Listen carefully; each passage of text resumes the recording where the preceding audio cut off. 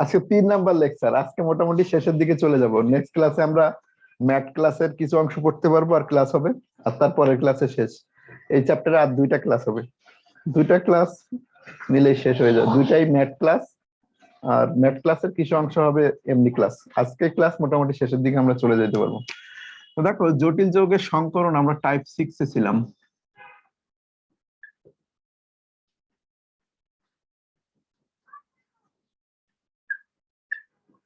জটিল আয়ন থেকে কি কি কোশ্চেন আসে? 1 নম্বরে আমরা পড়ছিলাম যে জটিল আয়নের সংকেত দেওয়া থাকে,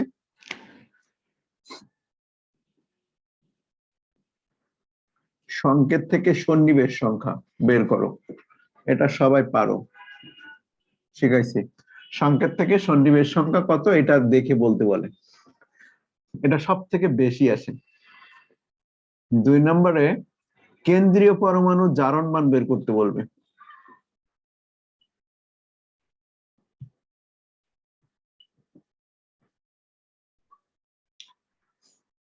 খেয়াল করো এটা কেমন, আমাদের লিগ্যান্ড গুলো চার্জ জানা থাকতে হয়। NH3 এটা হলো সেই লিগ্যান্ড, আর এগুলো হলো তার চার্জ। এটা 0, NO0, H2O 0, cyanide -1, OH -1। Halogen গুলো যদি থাকে, ফ্লোরিন, ক্লোরিন, ব্রোমিন, এগুলো সব -1। আর C2O4 যদি থাকে তাহলে সেটা হলো -2। এই চার্জ গুলো যদি আমার জানা থাকে তাহলে একটা জটিল আয়ন যদি লেখা থাকে, দেখো এরকম,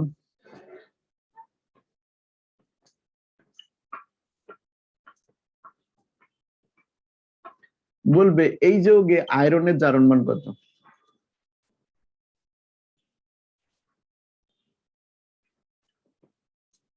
এই জিনিস এক্স দিয়ে তুমি বের করতে পারবা। এই পটাশিয়ামেরটা আমরা জানি +1 × 4, আয়রনেরটা বের করব এক্স, সায়ানাইডেরটা এখান থেকে দেখো -1, তাহলে -1 × 6 = 0। তাহলে +4 + x -6 = 0, x = +2। এগুলো দেয়া বের করা কোনো ব্যাপার না। এবার যদি এরকম না থেকে, দেখো এরকম একটা দিল, K3 দিল এখানে, তাহলে K3 দিলে এটা কি হতে পারে, পটাশিয়াম এখন +3 হয়ে যাবে। তাহলে এই জায়গাটায় +3, এই জায়গাটায় এখন আসবে হলো +3। এগুলো দিলেই পারবা। রাত 12টায় ক্লাস নিলে ভালো হয়, ওটাও ঠিক, রাত 12টায় ক্লাস নেওয়া যায়। K3 Fe6, এই যৌগে F এর, এবার দেখো যদি এরকম যৌগ আসে,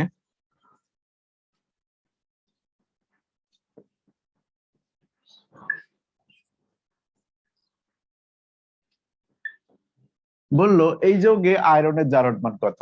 আমরা আয়রনেরটা যেহেতু বের করবো, এটাকে এক্স ধরবো। পানির জারণ মান দেখো অ্যাকুয়া, পেন্টা অ্যাকুয়া, তাহলে এটা হলো 0 × 5। আর এই যে এনও, নাইট্রোসো, এনোটাতে কিন্তু নাইট্রোসো, এটা আবার এনোর আরো 2টা আছে, এনো হলো এরকম 2টা আছে, NO2-, এটা আর কিন্তু -1। আর একটা শুধু NO 3- আছে, এটারও কিন্তু -1। কিন্তু শুধু এনোটা, এটা কিন্তু যৌগ, এটা হলো 0। আর যদি সিও থাকে কার্বনিল, এই কার্বনিলের জারণ মান কিন্তু 0। তো এই লিগ্যান্ড গুলোর চার্জটা আমাদের অবশ্যই মুখস্থ রাখতে হবে, তা না হলে কিন্তু আমরা কেন্দ্রীয় পরমাণুর জারণ মান বের করতে পারবো না। তো এনোটা যেহেতু 0, তাহলে এখানে আমরা 0 বসাবো। আর এই যে SO4 যৌগমূলক, এটা চার্জ আমরা আগে থেকেই জানি, এটা হলো -2 = 0। তাহলে x আমাদের আসে কি +2। আশা করি সবাই এই জিনিস পারবা। খেয়াল করো, আমরা আরো একটা দেখি।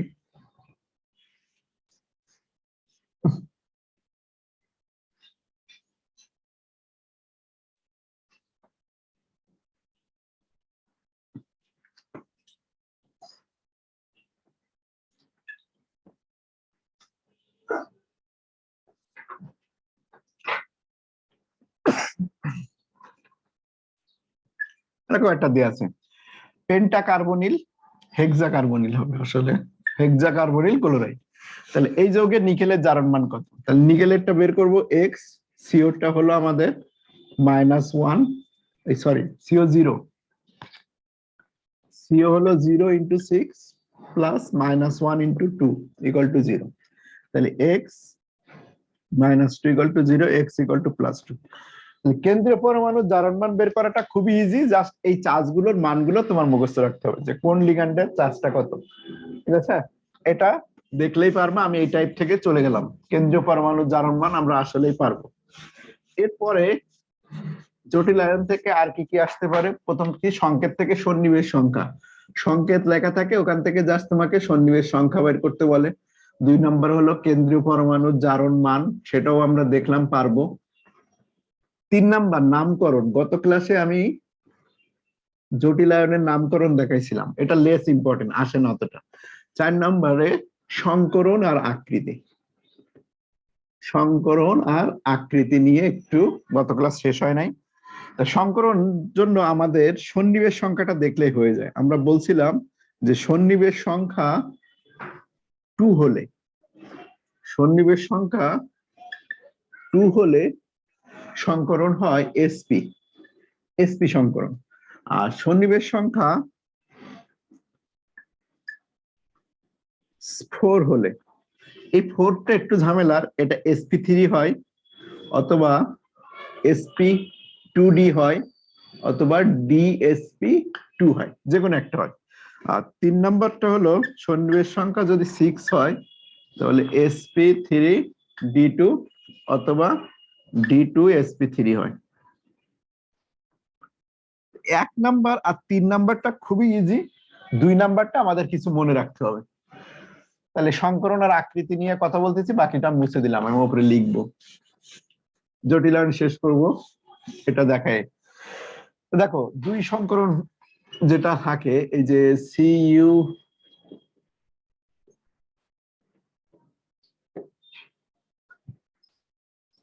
ডায়ামিন কপার ক্লোরাইড অথবা AgNH3 2Cl, এগুলো দেখো এদের সন্নিবেশ সংখ্যা 2। এরকম যদি সন্নিবেশ সংখ্যা 2 হয় তাহলে এদের সংকরণ অলওয়েজ sp, এদের সংকরণ অলওয়েজ কি হবে? sp হবে। তাহলে 2, এটা নিয়ে আমাদের কখনোই ঝামেলা হবে না যে যদি সন্নিবেশ সংখ্যা আমরা দেখি 2, সন্নিবেশ সংখ্যা 2, তাহলে ওইটা সংকরণ অলওয়েজ sp তে দাঁড়াবে, অন্য কিছুই হবে না। তাহলে 2 সংকরণ, এই 2 সন্নিবেশ সংখ্যা বিশিষ্ট যাই আসুক জটিল আয়ন, সেটা সংকরণ একটাই, সেটা sp হবে। তো এটা দেখানো শেষ। আমরা 6 নাম্বারটার আরেকটু একটু বলে দিই যে 6 সন্নিবেশ সংখ্যা বিশিষ্ট। 6 সন্নিবেশ সংখ্যা বিশিষ্ট যখন তোমাকে দিবে, তখন আমরা যে একটা সিরিজ দেখছিলাম স্ট্রং ফিল্ড লিগ্যান্ড আর উইক ফিল্ড লিগ্যান্ড, খেয়াল করো। স্ট্রং ফিল্ড আমাদের এ ছিল কি, সব থেকে উইক লিগ্যান্ড কিসে ছিল? আয়োডিন থেকে শুরু করে লিখে দিই, iodine minus Br minus Cl minus F minus, এরপরে ছিল OH minus C2O4 minus C2O4 2 minus H2O, এরপরে NH3, এরপরেরটা হলো NO2, জায়গা ধরবে আজকে, CN আর CO, CN মাইনাস, আর শেষেরটা হলো CO, শেষেরটা কিন্তু CO, কার্বনিল। তা আমরা বলতে চাচ্ছি যে এই পর্যন্ত যদি থাকে, মানে এইগুলো হলো স্ট্রং ফিল্ড, এইগুলো যদি থাকে 6 সন্নিবেশ সংখ্যার সাথে, তাহলে এইটা সংকরণ হবে, এটা ডি আগে বসবে, D2sp3 হবে। 6 সন্নিবেশ সংখ্যা বিশিষ্ট যদি কোনো জটিল আয়ন থাকে, তাদের লিগ্যান্ড গুলো যদি এই 4টা থাকে, তবে সেক্ষেত্রে আমরা কি করব? D2sp3 দিব। শুধুমাত্র একটা ব্যতিক্রম আছে, এই নিকেলের সাথে, এটাকে আমরা পরে লিখবো। আর এইগুলো দিয়ে কোনো যদি আমার থাকে, তাহলে এইগুলোকে আমরা উইক ফিল্ড বলি, উইক ফিল্ড লিগ্যান্ড। এগুলো যদি 6 সন্নিবেশ সংখ্যা বিশিষ্ট হয়, তবে এদের সংকরণটা হবে sp3d2। এবার যে কোনো যৌগ লিখলে আশা করি তোমরা সাথে সাথে বলে দিতে পারবে। যেমন আমি যদি এরকম লিখি CONH3 6, এখানে 2+, আবার এখানে লিখলাম COH2O 6, এখানে লিখলাম 2+, এটা সংকরণ কি হবে আর ওইটা সংকরণ কি হবে বলতো? যদি আমি এখানে লিখি FeCN6, এখানে লিখলাম 2 প্লাস, আর এখানে লিখলাম Fe OH দিয়ে এখানে OH6, এখানে দিলাম আমি 2 প্লাস 2 মাইনাস 4 মাইনাস, এই যে এটা, আর এটা হলো 4 মাইনাস। ঠিক আছে, তাহলে খেয়াল করো যে এটা সংকরণ কি হবে। এই পাশের গুলা যদি আমরা দেখি, যে এই পাশের গুলা দেখো, এই যে এর মধ্যে ঢুকে পড়ছে, এই যে NH3 NO2 CN CO, এগুলো হলো strong field ligand. Strong field লিগ্যান্ডের সাথে 6 সন্নিবেশ সংখ্যা যদি হয়, তবে এদের সংকরণ গুলো হবে D2sp3। আর এটা দেখো উইক ফিল্ডের মধ্যে পড়ছে, এই যে H2 একটা উইক, তারপরে OH একটা উইক, উইক ফিল্ড লিগ্যান্ডের সাথে এটা যদি হয়, তাহলে এটা সংকরণ হবে D2sp3। এই জিনিস ক্লিয়ার কিনা বলো? ঠিক আছে, এই জিনিস নিয়ে আর কারো কোনো সমস্যা আছে? এই জিনিস নিয়ে কারো কোনো ঝামেলা? ওকে, তাহলে এখানে একটা ব্যতিক্রমের কথা তোমাদের আমি বলে দিছিলাম, যে নিকেলটা শুধু যে লিখে রাখতে বলছিলাম, যে নিকেলের সাথে NH3 কে আমরা নিকেলের সাথে NH3 কে উইক ধরবো। নিকেলের সাথে NH3 উইক, তার মানে কি দাঁড়াবে, নিকেল NH3 যদি 6 দিই আমরা, আর এখানে যদি 2 প্লাস লিখি, এটাকে আমাদের ভাষায় হওয়া উচিত D2sp3, কিন্তু নিকেলের সাথে NH3 কে আমরা উইক ধরে ওইটা sp3D2 দিয়ে দিব, এছাড়া অন্য কোনো সমস্যা হবে না। কোন দুইটা?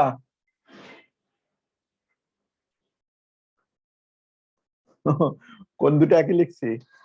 ও সরি সরি, হ্যাঁ, ও এটা এটা এটা sp3D2, সরি সরি, এটা ঠিক ছিল,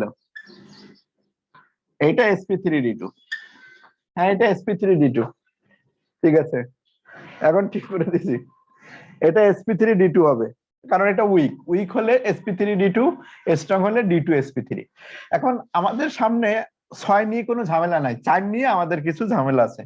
তা 4 এর জন্য দেখো আমি একটা দুইটা উদাহরণ দিয়ে তোমাদের একটু দেখাই দেবো। 6 নিয়ে আমাদের আসলে কোনো ঝামেলা নাই, 2 নিয়েও কোনো ঝামেলা নেই। 4 সন্নিবেশ সংখ্যা বিশিষ্ট যেগুলো আছে সেগুলো নিয়ে আমাদের একটু সমস্যা হয়। তো যদি 4 হয়, সন্নিবেশ সংখ্যা 4 হলে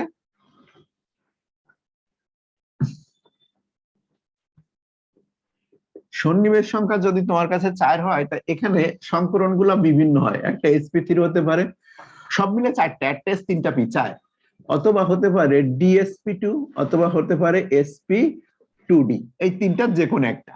তো দেখো আমাদের কাছে আছে নিকেল দিয়ে যদি আমি দেই টেট্টা কার্বনিল, তাহলে এটা মনে রাখবা যে এটা sp3 হবে, মনে রাখলেই সুবিধা। আমি একবার একে দেখাবো। 2 নাম্বার, যদি CuNH3 হয় 4 2 প্লাস, এইটা হাজারি স্যারের বই DSP2, এটা কার বই অনুসারে? হাজারি স্যারের বই অনুসারে। কিন্তু জিনিসটা আসলে ভুল, তুমি যদি অন্য ভার্সিটিতে আসে তাহলে অবশ্যই sp2d দিবা, sp2d দিবা, এটা হলো ডিইউ তে আসলে বা অন্য কোথাও আসলে, ঠিক আছে। কিন্তু তোমার ম্যাথ পরীক্ষাতে আসলে অবশ্যই, যেহেতু তোমাদের বই দেখে কোশ্চেন করে, তুমি এইটা ক্যান্সার দিবা। আর এরপরে আসি আরেকটা, দেখালে হয়ে যাবে মোটামুটি 4 সন্নিবেশ সংখ্যা, জিঙ্ক ZnOH4, এটা হলো 2 মাইনাস, এটা যদি আসে তা এটাও sp3 হবে। মোটামুটি এই 4টা 5টা মনে রাখলে আমাদের কাজ শেষ। আর আরেকটা যদি দেই, নিকেল সায়ানাইড দিয়ে যেতে পারে, নিকেলের সাথে CN, এটা হলো 4, এটা যদি হয় এটাও DSP2 দিব, এটা, এই 4টা মনে রাখলে হবে। আর আগের নিয়মটাই ফিক্সড, যদি স্ট্রং ফিল্ড আসে তা আমরা ডি কে আগে রাখবো, যদি উইক ফিল্ড আসে ডি কে পরে রাখবো, ঠিক আছে। এগুলো মেডিকেলে বইয়ে আছে, যে কোনো সময় একটা দিলে দিতে পারে, কেন দেয় না দেখো, মেডিকেলে তোমাদের যারা কোশ্চেন করে তারাও যখন ছিল, তারা এত ডিটেলস পড়ে নাই, সে নিজে যদি না জানে তখন কোশ্চেনে দেয় না। সে নিজে যে টিচার কোশ্চেন করে, সে নিজে যদি এইগুলো সম্পর্কে না বোঝে, তাহলে সে কোশ্চেন করবে না, এটা হলো স্বাভাবিক জিনিস। আমি এক জিনিস জানি না, সেই জিনিস নিয়ে আমি কোশ্চেন করলে ওই কোশ্চেনে যদি কেউ বলে যে আপনার এই কোশ্চেনটা ভুল হয়েছে, তা আমি তোর ব্যাখ্যাই দিতে পারবো না, তখন ওর প্রেস্টিজে লাগবে। এই জন্য তারা যে জিনিস জানে না সে জিনিস কখনো কোশ্চেন করে না। আর ডাক্তাররা কখনো এইগুলো নিয়ে ডিটেলস পড়ে না, এই জন্য তোমাদের কোশ্চেন কখনো এইগুলো থাকে না। আর এত কঠিন দেয় না, এগুলো ভার্সিটিতে দুই একটা দেয়, তাছাড়া দেয় না। তো দেখো, এই যে বলছিলাম যে এটার একটু দেখাই দিব যে এটা আসলে কেন কি হয়, একটা হাজারি স্যারের কেন এই নিয়ম আর ঢাকা ভার্সিটির কেন এই নিয়ম। খেয়াল করো, এই যে NH3 কিন্তু আমরা বলছি কি এ কিন্তু স্ট্রং, একে আমরা বলছি কি যে স্ট্রং। তা এই স্ট্রং যদি স্ট্রং ফিল্ড লিগ্যান্ড হয়, তা ওর কাজটা কি? কপার এখানে আছে কি, কপার 29, তাহলে কপার 29 এর ইলেকট্রন বিন্যাস আমরা যদি করি 1s2 2s2 2p6 3s2 3p6 3d আর হলো 4s। তাহলে এই 4s এর দুইটা যদি দেই এখানে 9, তা আমরা জানি এটা 9 হতে পারে না, এটাকে 1 দিয়ে এটাকে আমাদের কি করতে হয়, 10 বানাইতে হয়। তা এখানে যে কপারটা আছে এই কপারের চার্জ কিন্তু +2, তাহলে এখানে অবশ্যই আমাকে +2 করতে হবে। তা +2 যদি করি তা 4s থেকে একটা 0 হয়, আর এই 3d টা হয়ে যায় কি 9। তা এই যে 3d 9 আছে, এটা যদি 3d 9 হয়, তা আমরা এই যে কপার এর সাথে, আচ্ছা এটার ঘরটা এঁকে দিই। 3d 9টা মানে এরকম আছে, দেখো 1টা 2টা 3টা 4টা 5টা 6টা 7টা 8টা 9টা, আর 4s কি ফাঁকা আছে। তো এদের নিয়মটা হলো যখন লিগ্যান্ড আসবে এর কাছে, কে আসবে, লিগ্যান্ড, তাহলে ওই লিগ্যান্ড গুলো জায়গা খুঁজে নিবে। লিগ্যান্ড গুলোর কি দিতে হবে, জায়গা দিতে হবে, বাসা বাসা দিতে হবে। ঠিক আছে, লিগ্যান্ড গুলোর জন্য ঘরের মধ্যে বাসার জায়গা দিতে হবে। তাহলে এই যে 3d 9 আছে না, খেয়াল করো এখানে কিন্তু 4p ফাঁকা আছে, 4dও কিন্তু ফাঁকা আছে, 4p0 আছে, 4d0 আছে। তা যখন লিগ্যান্ড আসবে, এই যে 4টা লিগ্যান্ড যখন আসছে, তখন ওই লিগ্যান্ড গুলো জায়গা খুঁজবে, জায়গা খুঁজে কি করবে,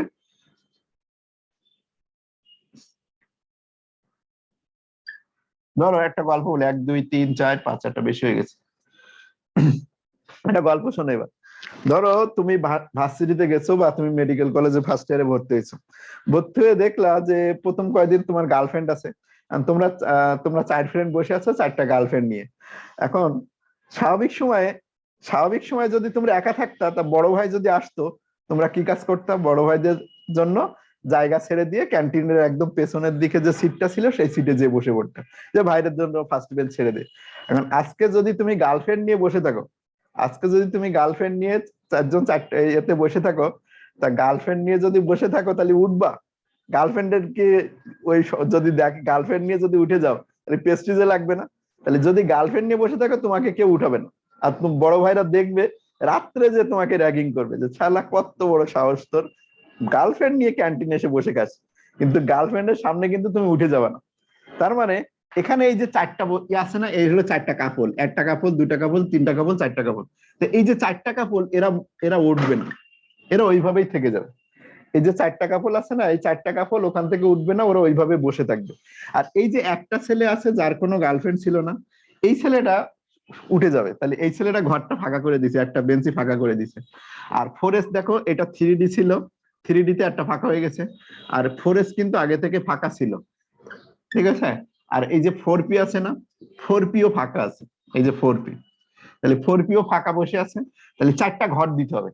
তাহলে সেই ঘরগুলোতে কে কে ঢুকবে, এই যে NH3 ঢুকবে, তাহলে এখানে একটা NH3 ঢুকবে। যদিও ঘরটা নিচের দিক থেকে দিতে হয়, আমি উপরের দিকে দিচ্ছি, কারণ কি, কারণ আমার নিচের দিক থেকে লেখার জায়গা হচ্ছে না। তাহলে এই যে একটা NH3 ঢুকছে, আর এখানে আর একটা NH3 ঢুকবে উপরে থেকে NH3, আর এখানে আর দুইটা ঢুকবে, এখানে আর দুইটা ঢুকবে। তাহলে কয়টা NH3 ঢুকছে দেখো, এই যে D তে একটা ঢুকছে, তাহলে ডি একটা, এস এ একটা, আর পিতে কয়টা, দুইটা, sp2d, এই যে dsp2। এবার খেয়াল করো এই যে একটা যে তোমাদের ফ্রেন্ডের মধ্যে একজন যে সিঙ্গেল ছিল, এখানে যে একজন সিঙ্গেল ছিল, ওই একজন যে কোথায় যে দাঁড়াবে, ওই একজন যে একদম পেছনে যে এখানে বসবে, ওই একজন একদম পেছনে যে এখানে বসছে। আর যে কজন কি ছিল, যে কজন ছিল তোমাদের যারা গার্লফ্রেন্ড নিয়ে বসেছিল, তারা কিন্তু ওঠে নাই। ঠিক আছে, তারা দেখো এই যে কাপড় নিয়ে নিয়ে বসে আছে। আর একজন একা ছিল, ও তাড়াতাড়ি কি করছে, যে আমার তো কোনো উপায় নাই, আমি যদি একা আসি আমাকে অবশ্যই উঠতে হবে, তাহলে ও একা ঘরটা ছেড়ে দিয়ে একদম শেষে যে বসে পড়ছে এখানে, একদম সবাই শেষে। আর চারটা ভাই তাদের গার্লফ্রেন্ড নিয়ে একটা দুইটা তিনটা চারটা তারা দেখো বসে গেছে সেই জায়গাগুলো NH3 বড় ভাইদের জন্য, NH3 বড় ভাইদের জন্য, এই সব জায়গাগুলো এখন NH3 এর জন্য ছেড়ে দিয়ে গেছে। এগুলো নিচের দিক থেকে তীর চিহ্ন দেখাইতে হয়, নিচের দিক থেকে, কিন্তু নিচের দিক থেকে আমার জায়গা নাই, তো নিচের দিক থেকে তীর চিহ্ন দিয়ে দেখাইতে হয়। এই যে নিচের দিক থেকে, নিচের দিক থেকে, নিচের দিক থেকে। তাহলে এই যে সংকরণ, এটা দেখো এই যে ডিতে সরি এখানে একটা দাগ হবে, ডিতে একটা ঢুকছে, 4s এ একটা ঢুকছে, আর পিতে দেখছে এই যে এটা 4p, 4p-তে দেখছে দুইটা, তাহলে এই যে ডি একটা, এস একটা, পি দুইটা, এই জন্য DsP2। আর হাজারি স্যারের ব্যাখ্যায় শোনো, সে এটাকে কি ধরছে, সে কোথা থেকে কি পাইছে, সে এটাকে 3+ বানাইছে।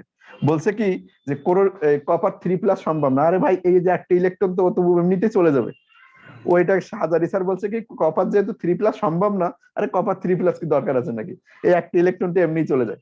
কারণ এই জন্য তার ব্যাখ্যাটা মারাত্মক রকমের ভুল হচ্ছে আমার জানা মতে, বা আমি যতটা দেখছি বিভিন্ন বইয়ে বা বিভিন্ন জায়গায় সার্চ টার্চ করে, সব জায়গায় দেখছি এটা DsP2 করা আছে। কারণ উনি এটাকে sp2d বানাইছে, sp2d বানাইছে, তাও ব্যাখ্যাটা অন্যরকম দিলে হয় যে এটা না উইক লিগ্যান্ড, এইভাবে দিলে হয়। কিন্তু বলছে কি যে না, এই ইলেকট্রনটাও বের হয়ে গেছে, এই ইলেকট্রনটাও বের হয়ে কপার 3+ যেহেতু স্টেবল না, এই জন্য এটা হবে না। আরে এটা বেরোনোর দরকার না, ও তো একা মানুষ, সিঙ্গেল মানুষ, একা সিঙ্গেল মানুষ, কাপড় নাই, ও এমনিতে পেছনে যে বসে পড়বে।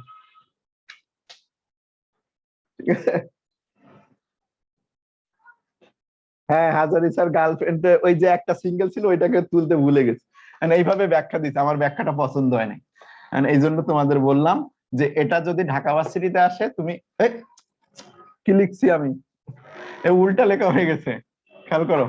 ঢাকা ভার্সিটিতে ডি আগে দিতে বলছি, আর ওই ম্যাটে যদি আসে তাহলে sp2d দিবা, এটা হাজারি স্যারের বই, আমি উল্টা বলছি। এটা হাজারি স্যারের বই, এটা দিবা ম্যাটে, আর ঢাকা ভার্সিটি যদি আসে তাহলে তুমি এটা দিবা, sp2d দিবা, DsP2s। ঠিক আছে, হ্যাঁ উল্টা লিখছি, এটা দিবা, এটা ঢাকা ভার্সিটিতে আসলে DsP2 দিবা, আর হাজারি স্যারের বইয়ে হলে sp2d আছে, এটা দিবা। যদি ম্যাটে পরীক্ষা আসে তোমরা এটা দিবা, আর ঢাকা ভার্সিটি পরীক্ষা আসলে এটা দিবা, DsP2 দিবা। ঠিক আছে, তো এটা নিয়ে আর জল ঘোলা করার কোনো দরকার নাই, আসলে জিনিসটা এইভাবে হয়, কোথায় ঘর খালি আছে সেইভাবে সেই অনুযায়ী কাজ করতে হয়, এছাড়া কিছু না। আর এটা নিয়ে তোমাদের আর বেশি কিছু আসবে না, যে 4টা 5টা আমি লিখে দিছি এই কয়টা মনে রাখবা, এই কয়টার বাইরে তোমাদের বইয়েও নাই, এর বাইরেও তোমাদের বইয়ে নাই যেহেতু, সুতরাং এটা কখনোই দিবে না। তার যেটা শুধু একটাই কথা বলার, যে CuNH3 এটা যদি 4 ব্র্যাকেট দিয়ে 2+ থাকে, তোমাদের মেডিকেলের পরীক্ষাতে যদি আসে, তাহলে অ্যাকর্ডিং টু হাজারি স্যারের বই তোমরা sp2 ডাগাই দিবা। আর যদি ঢাকা ভার্সিটি কিংবা অন্য ভার্সিটি পরীক্ষাতে বসো, তখন সেটাকে তুমি DsP2 লিখবা, এছাড়া অন্য কোথাও কোনো পার্থক্য নাই, বাকি সবকিছু ঠিক আছে। আর এবার এদের আকারগুলো গত ক্লাসে লিখে দিছিলাম, দেখো সংকরণ থেকে যে আকারগুলো আসে, যদি sp হয় তাহলে সেটা হবে সরল রৈখিক, সেটার আকৃতি কি হবে, আগের মতোই সরল রৈখিক। আর যদি সংকরণ sp3 হয় তাহলে সবাই জানো সেটা চতুস্তলকীয়। আর চতুস্তলকীয় কোনটা পাবো আমরা, ওই যে দুইটা জিনিস দেখছিলাম, জিঙ্কেরটা, জিঙ্ক এই জটিল আয়নটা চতুস্তলকীয় মনে রাখবা, আর একটা ছিল নিকেল টেট্টা কার্বনিল, এই দুইটা চতুস্তলকীয়, এই দুইটা মনে রাখলেই তোমাদের যথেষ্ট, এই দুইটা যদি মনে রাখো তোমাদের যথেষ্ট, আর লাগবে না, এই দুইটা চতুস্তলকীয়। আর যদি sp2d হয় বা DsP2 হয়, এইগুলোর আকৃতি অলওয়েজ সমতলীয় বর্গাকার, সমতলীয় বর্গাকার, এইগুলোর আকৃতি অবশ্যই সমতলীয় বর্গাকার হবে। আর যদি 6 হয়, D2sp3 অথবা sp3d2 যদি হয়, তবে এগুলোর আকৃতি সবসময় অষ্টতলকীয় হয়, অষ্টতলকীয় হবে। এই শেষ। তাহলে আকৃতি নিয়ে আমাদের কোনো ঝামেলা পোহাতে হবে না, শুধুমাত্র যদি তুমি সংকরণটা বুঝতে পারো তাহলে তুমি এর আকৃতি বলতে পারবা। আর কোনটা sp, এইটা আর এটা খুব সহজ, এই যে দুই নাম্বার, আর এই যে সংকরণ যেটা হলো সন্নিবেশ সংখ্যা 6, শুধু 4-এরটা দেখবা যে sp3 যেগুলো সেগুলো অবশ্যই চতুস্তলকীয়, আর DsP2 sp2d সমতলীয় বর্গাকার, আর সেটা অবশ্যই এটা সমতলীয় বর্গাকারটা। ঠিক আছে? কই, না না, আগে ভুল বলছিলাম, আগে বলছিলাম তো ওই আগের লেখাটা হয়ে গেছিল।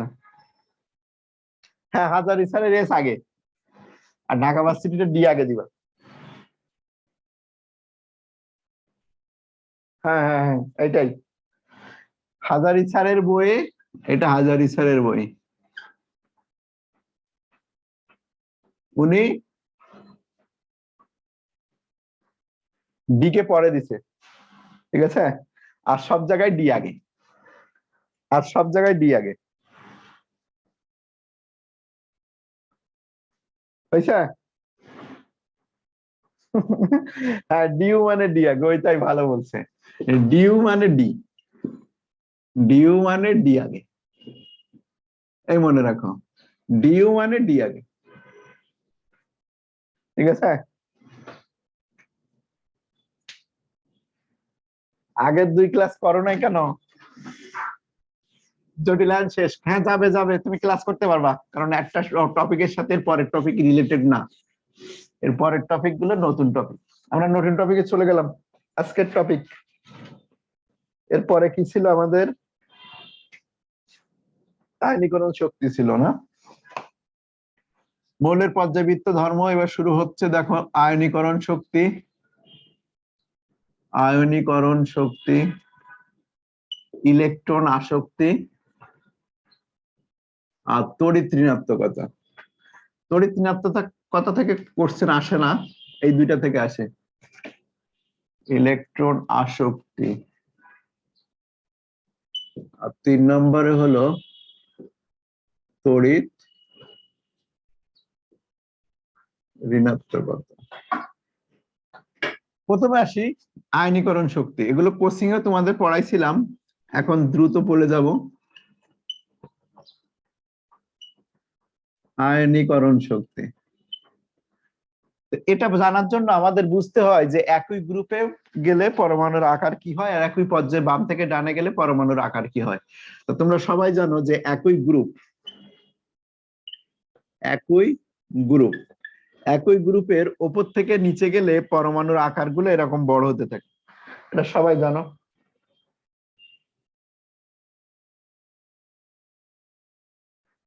এই গত ক্লাসে রেকর্ড তো দিয়েই দিছি, 2 রেকর্ড পাও না কেন তোমরা? ইউটিউবেও দিয়ে দিছি, এতেও দিয়ে দিছি। রামিসা কান্তা কি বলবা তুমি কমেন্টে জানাও, এখন কথা বলা যাচ্ছে না। দেখো তাহলে একই গ্রুপে পরমাণুর আকারগুলো কি হতে থাকে, আমি প্রথমে একই গ্রুপে আসি, প্রথমে এরকম একটা পরমাণু ছিল, এরপরে পরমাণুটা একটু বড় হয়েছে, এটা কেন্দ্র, এরপরে পরমাণুটা আরো একটু বড় হয়েছে, এরপরে পরমাণুটা সর্বোচ্চ পরিমাণ বড় হয়েছে। তাহলে একই গ্রুপের যদি ওপর থেকে নিচে যায়, আমাদের কাজটা হবে কি, এই ইলেকট্রন যেটা আছে এই বহিস্থ ইলেকট্রনটাকে বের করতে হবে, এই বহিস্থ ইলেকট্রনটাকে বের করতে হবে। তো আমরা সবসময় জানি যে চোখের আড়াল হলে মনের আড়াল হয়, মানুষ চোখের আড়াল হলে মনের আড়াল হয়, ঠিক আছে? চোখের আড়াল তো মনের আড়াল, বলে যায় তোমাকে অনেক বেশি ভালোবাসি, সারা জীবনে অন্য কোনো মেয়ের সাথে আর সম্পর্ক তৈরি করবো না, কিন্তু যেই শহরে আসে কিংবা অন্য শহরে যায়, তখন দেখা যায় কি ওখানে আর এক মেয়ের সাথে প্রেম করা শুরু করে, ঠিক আছে? ঠিক আছে, আর একই ভাবে যে মেয়েটাকে বা যে বউটাকে বাসার মধ্যে রেখে আসে, সেই বউ পরকিয়া শুরু করে। তা এখানেও আয়নীকরণ শক্তিটাকে তুমি ওই রকম ভাবেই চিন্তা করতে পারো। এই যে বাইরের যে ইলেকট্রন, এই বাইরের ইলেকট্রনের দূরত্ব যদি বাড়ে, ইলেকট্রনটার সাথে ঘর বাঁধার সম্পর্ক হলো কেন্দ্রের নিউক্লিয়াসের। তা কেন্দ্রের নিউক্লিয়াস থেকে যত উপর থেকে নিচে যাচ্ছে, আমরা দেখতে পাচ্ছি যে দূরত্বটা বেড়ে যাচ্ছে, আর দূরত্ব বাড়লেই ভালোবাসা কমবে। এখন কোন ইলেকট্রনটাকে, এই এই মহিলা, এই যে মেয়ে, এই যে মেয়ে, কোন মেয়েটাকে বের করা আমার জন্য সহজ হবে? সহজেই বোঝা যায় যে উপর থেকে যদি আমি নিচের দিকে যাই, যেহেতু দূরত্ব বেড়ে যাচ্ছে, তাহলে যতই নিচের দিকে যাব ইলেকট্রন বের করা ততই সহজ হবে। ইলেকট্রন বের করে সহজ হওয়া মানে আয়নীকরণ শক্তি, অর্থাৎ ইলেকট্রন বের করে, যে কোনো একটা পরমাণু থেকে ইলেকট্রন বের করে তাকে ধনাত্মক আয়নে পরিণত করতে যে শক্তি লাগে, সেটাকেই বলি আমরা আয়নীকরণ শক্তি। তাহলে আয়নীকরণ শক্তির সংজ্ঞা তো এখন লাগবে না, জাস্ট এইটুকু একটু দিয়ে হিন্টস দিয়ে রেখে দাও যে ইলেকট্রন বের করে ধনাত্মক আয়নে পরিণত করতে, ইলেকট্রন বের করে ধনাত্মক আয়নে পরিণত করতে, ইলেকট্রন বের করে ধনাত্মক আয়নে পরিণত করতে যে শক্তি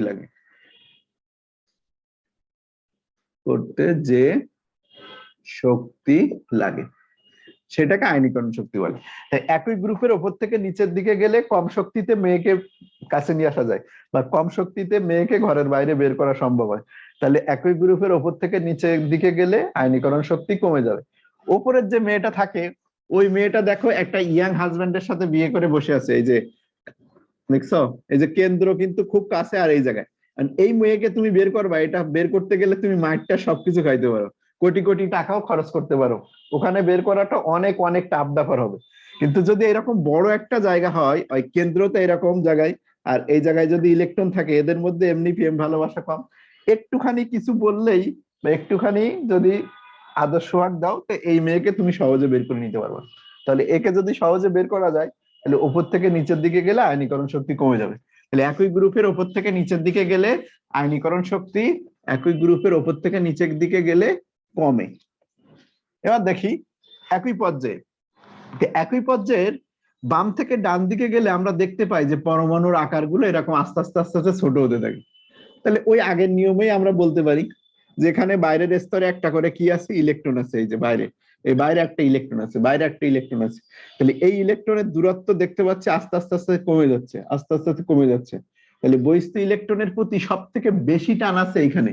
তাহলে এই জায়গার ইলেকট্রনটা বের করা যেহেতু সব থেকে কঠিন, তাহলে একই পর্যায়ে যদি বাম থেকে ডান দিকে আমি যাই, তাহলে আমার আয়নীকরণ শক্তিটা কি হবে, বাড়বে। কেন বাড়বে? কারণ ওই ইলেকট্রনকে বের করাটা কঠিন হবে। তাহলে আয়নীকরণ শক্তি একই গ্রুপে উপর থেকে নিচের দিকে গেলে কমে, একই পর্যায়ে বাম থেকে ডানে গেলে বাড়ে। এই জিনিস সবাই জানো, কিন্তু ব্যাখ্যাটা যদি একটু না মনে থাকে বা তাহলে কিন্তু যে কোনো সময় উলট পালট অ্যান্সার দেওয়া শুরু করবা, এজন্য জানতে হবে।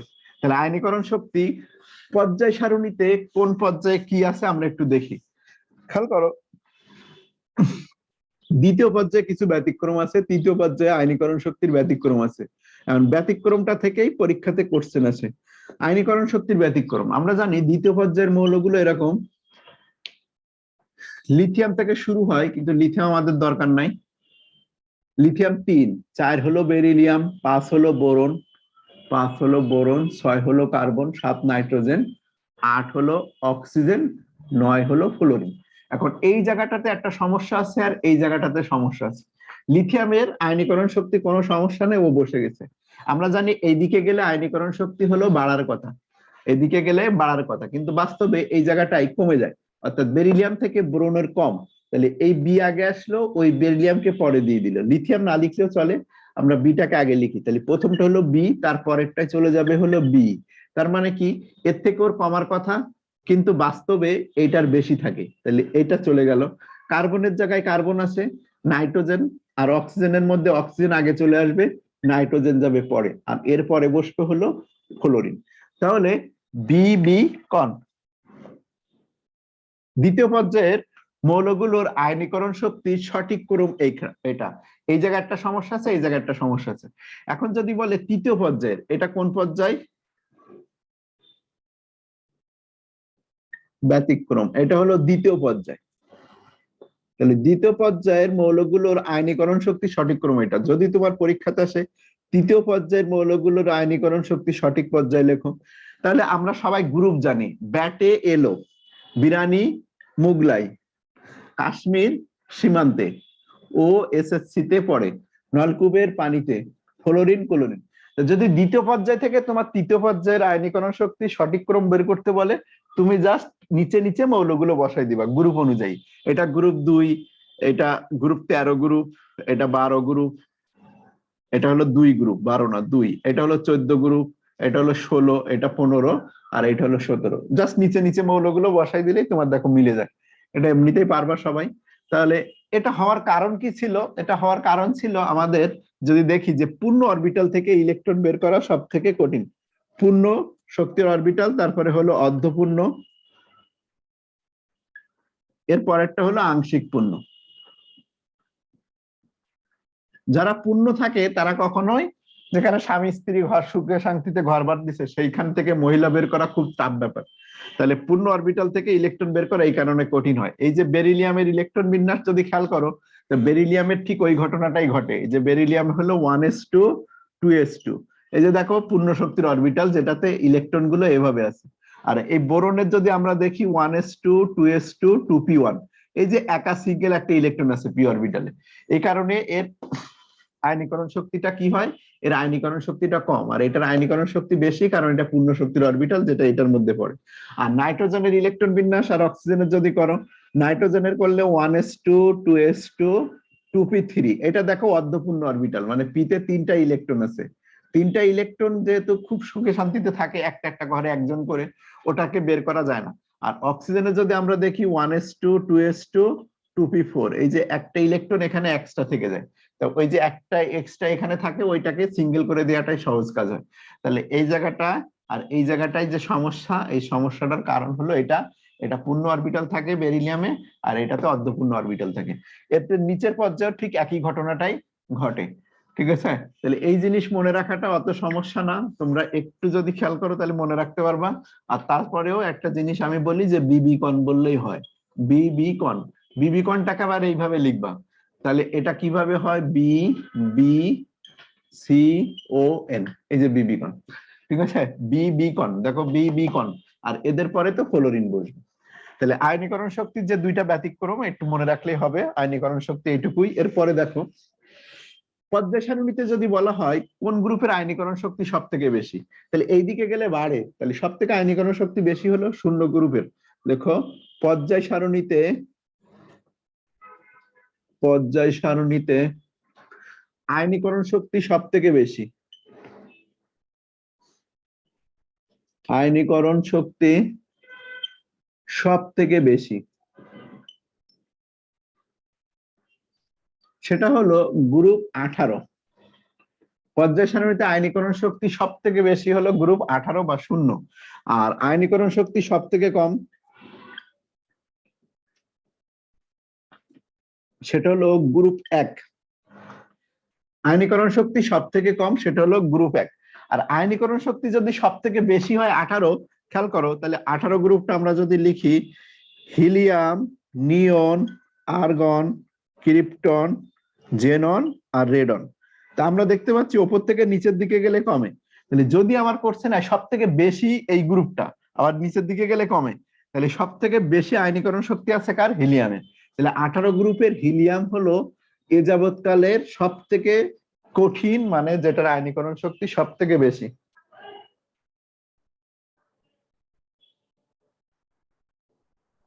হ্যাঁ, বের করে নিয়ে আসতে হবে।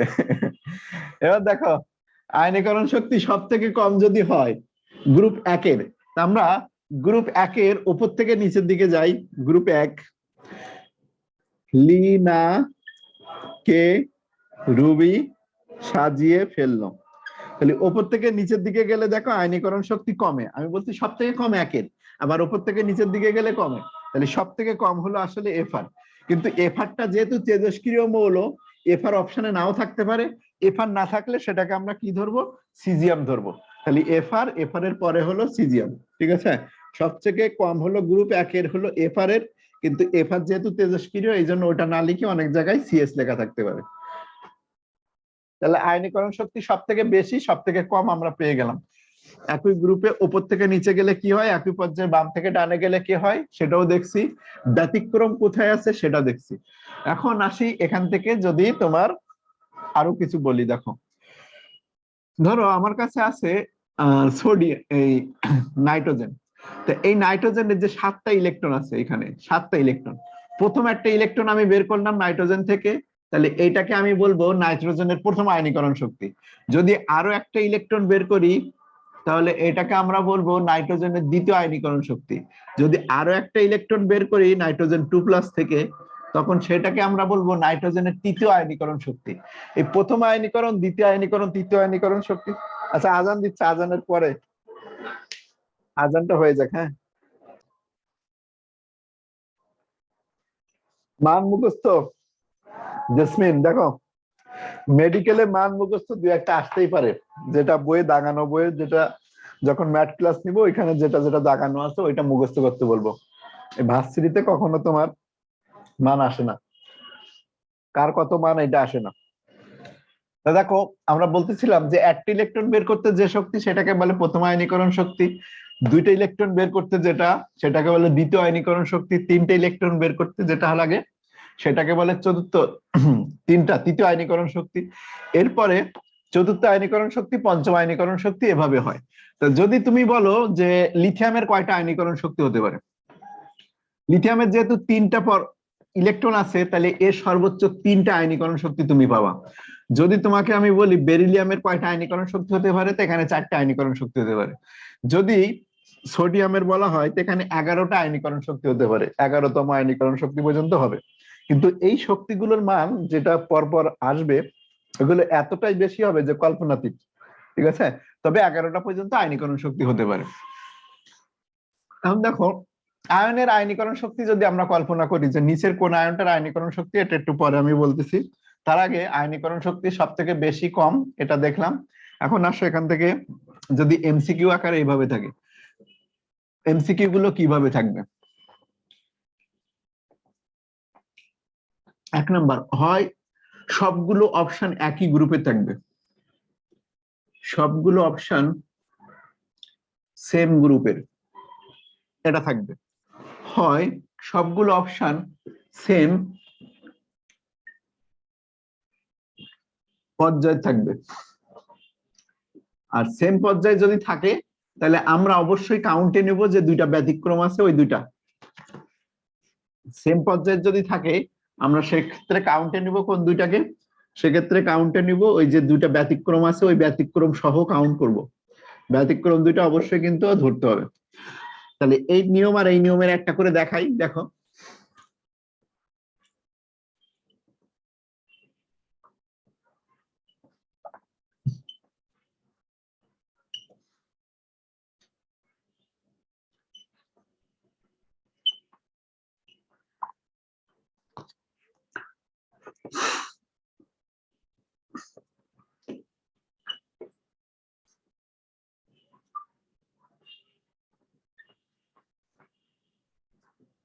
এরকম থাকবে, নিচের কোনটির আয়নীকরণ শক্তি সব থেকে কম।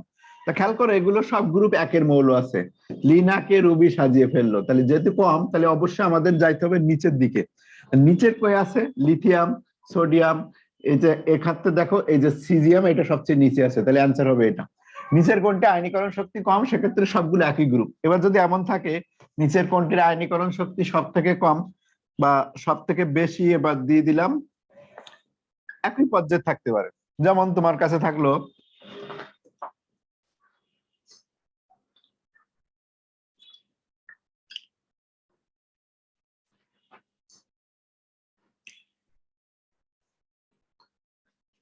তাহলে এটা দেখো কোন পর্যায়ের ভুক্ত, এটা দ্বিতীয় নাকি তৃতীয় পর্যায়। এক্ষেত্রে আমরা দেখতে পাচ্ছি এটা হলো তৃতীয় পর্যায়ের মৌল। কারণ বুঝবো কি করে যে পারমাণবিক সংখ্যাগুলো পরপর থাকবে, এটা 11, এটা হলো 13, এটা 14 আর এটা হলো 17।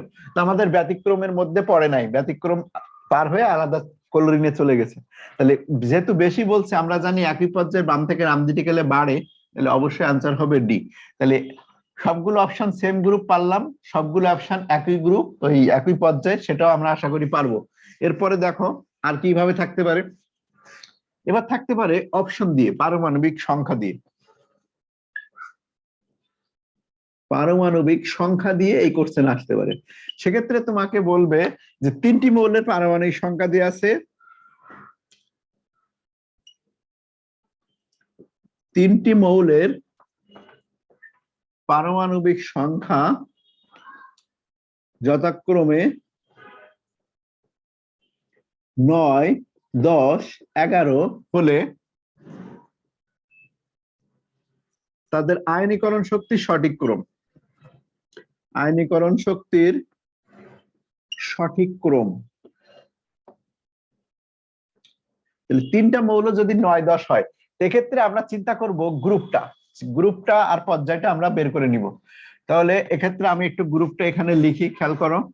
গ্রুপ 18 যদি মৌলটা আমরা চিনি, গ্রুপ 18টা, গ্রুপ 18 হলো হিলিয়াম, নিয়ন, আর্গন, ক্রিপ্টন, জেনন আর রেডন। এই গ্রুপ 18 সাথে যদি তুমি 1 যোগ করো, ঠিক আছে, তাহলে 1 যোগ করলে সেটা হয় 19 নাম্বার, যেটা সেটা গ্রুপ 1। 18-র সাথে 1 যোগ করা মাত্রই দেখো হিলিয়াম যোগ করে 1 হয়, এটা 2, এটা হলো 10, এটা হলো 11, সরি এটা 18, এটা হলো 36, এটা হলো 54, আর এটা হলো 86। তাহলে গ্রুপ 18-র সাথে যদি তুমি 1 যোগ করো তা সেক্ষেত্রে সেটা হবে গ্রুপ 1। যেমন হিলিয়ামের সাথে 1 যোগ করলে সেটা লিথিয়াম হয়, সেটা 3। নিয়নের সাথে যদি তুমি 1 যোগ করো তাহলে সেটা দেখো 11 হয়, এই 11টা আমরা সবাই জানি সোডিয়াম, লিনা 11 হলো সোডিয়াম। 18-র সাথে যদি তুমি 1 যোগ করো তা সেটা পটাশিয়াম 19 হবে। 36-এর সাথে যদি তুমি 1 যোগ করো তাহলে লিনাকে রুবি অর্থাৎ রুবিডিয়াম হবে তোমার 37। আর 54-এর সাথে যদি তুমি 1 যোগ করো তা রুবিডিয়ামের পরে সেটা হলো সিজিয়াম, সেটা হবে কত 55। এইভাবে আমরা পারমাণবিক সংখ্যাগুলো বুঝতে পারবো কে কোন গ্রুপে, শূন্য গ্রুপটা যদি আমরা চিনি। আর 18 থেকে যদি তুমি 1 মাইনাস করো, এই 18 থেকে যদি তুমি 1 মাইনাস করো তাহলে যে গ্রুপটা হয় সেটা হলো 17 গ্রুপ। তাহলে 1 মাইনাস করলে প্রথম সদস্য তো আর নাই, দ্বিতীয় সদস্য থেকে আসলে অর্থাৎ দ্বিতীয় পর্যায় থেকে শুরু হয় এটা। তাহলে এই 10 থেকে 1 মাইনাস করলে সেটা দেখো 9 হয়, 9 মানে আমাদের সেটা ফ্লোরিন, ঠিক আছে। তারপরে 18 থেকে 1 মাইনাস করলে সেটা ক্লোরিন, সেটা 17। 36 থেকে 1 মাইনাস করলে ফ্লোরিন ক্লোরিন ব্রোমিন হয়, সেটা হলো 35। আর এই 54 থেকে যদি 1 মাইনাস করো ফ্লোরিন ক্লোরিন ব্রোমিন, সেটা হবে আয়োডিন, সেটা হবে 53।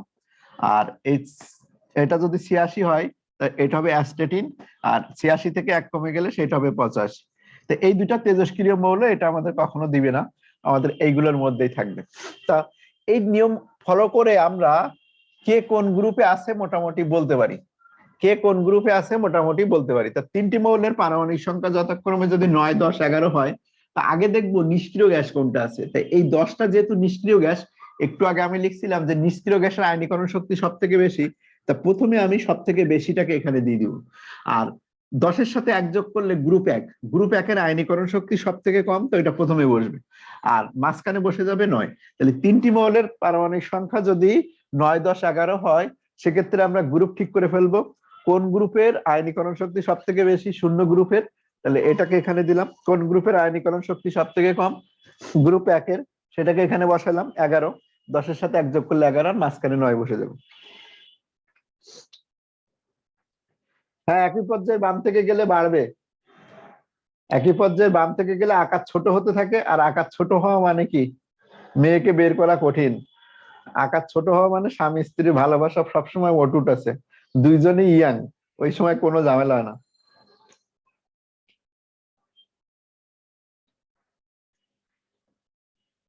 হয়েছে, এই জিনিস বুঝতে পারছো? তাহলে এই জিনিস বুঝতে পারলে এর আরো কয়েকটা দেখানো যায়। যদি এখন আমি তোমার 16, এই যে 17, 18, 19 দেই, 17, 18 আর 19 দেই, তাহলে দেখো এক্ষেত্রে নিষ্ক্রিয় গ্যাসটা আগে আমরা আইডেন্টিফাই করবো। নিষ্ক্রিয় গ্যাসের পারমাণবিক সংখ্যা কিন্তু তোমার মুখস্থ রাখতে হবে। 2, 10, 18, 36, 54, 86, 2, 10, 18, 36, 54, 86। কয়েকবার বলবা বা 2-1 বার লিখবা, দেখবা এটা এমনিতেই মনে থাকবে। এক্ষেত্রে আমাদের 18টা পড়ে গেছে নিষ্ক্রিয় গ্যাস, তাহলে 18টাকে আমরা এখানে প্লেস করবো। আর 18-এর সাথে 1 যোগ করলে সেটা গ্রুপ 1 হবে। তাহলে গ্রুপ 1টাকে আমরা প্রথমে নিয়ে আসবো, আর মাঝখানে যেটা সেটাকে মাঝখানে বসাই দিব, এই যে 17। ঠিক আছে, 19, 17, 18, হ্যাঁ ঠিক আছে। তাহলে 3টি মৌলের পারমাণবিক সংখ্যা আর একটা দিয়ে শেষ করি। দেখো এবার এই জায়গা থেকে যদি দেয়, একটা হলো 35, 36, 37, আমি যদি দেই 35, 36 আর 37, তাহলে সব থেকে বেশি যেটা হবে নিষ্ক্রিয় গ্যাসটা, সেটাকে তুমি প্লেস করবা। নিষ্ক্রিয় গ্যাস কোনটা, দেখো 36টা, তাহলে 36টা এখানে লিখবা। 36-এর সাথে 1 যোগ করলে 37, সেটা এখানে লিখবা, মাঝখানে লিখে দিবা 35। তাহলে আমরা এভাবে আয়নীকরণ শক্তির সঠিক ক্রমটা বলতে পারবো। ইমতিয়াজ, তুমি আর একবার দেখে নিতে পারবা। ইমতিয়াজ, শাহরিয়াজ, জান্নাত। তাহলে একই গ্রুপের উপর থেকে নিচে গেলে আয়নীকরণ শক্তি কমে, একই পর্যায়ের বাম থেকে ডানে গেলে আয়নীকরণ শক্তি বাড়ে। কোনটা ব্যতিক্রম আছে সেটা দেখলাম। কয় ধরনের কোশ্চেন আমাদের হয়ে গেছে দেখো। আয়নীকরণ শক্তি, এই যে কয় ধরনের কোশ্চেন হয়, তারা সবগুলো একই অপশনে থাকবে, হয় তারা সবগুলো অপশন সেম পর্যায়ে থাকবে, আর 3 নম্বর যদি দেখলাম পারমাণবিক সংখ্যা দেয়া থাকবে, পারমাণবিক সংখ্যা আকারে দেয়া থাকবে একটা নিয়ম। আর একটা নিয়ম হলো আয়নের আয়নীকরণ শক্তি। 4 নম্বর রুল হলো আয়নের ক্ষেত্রে।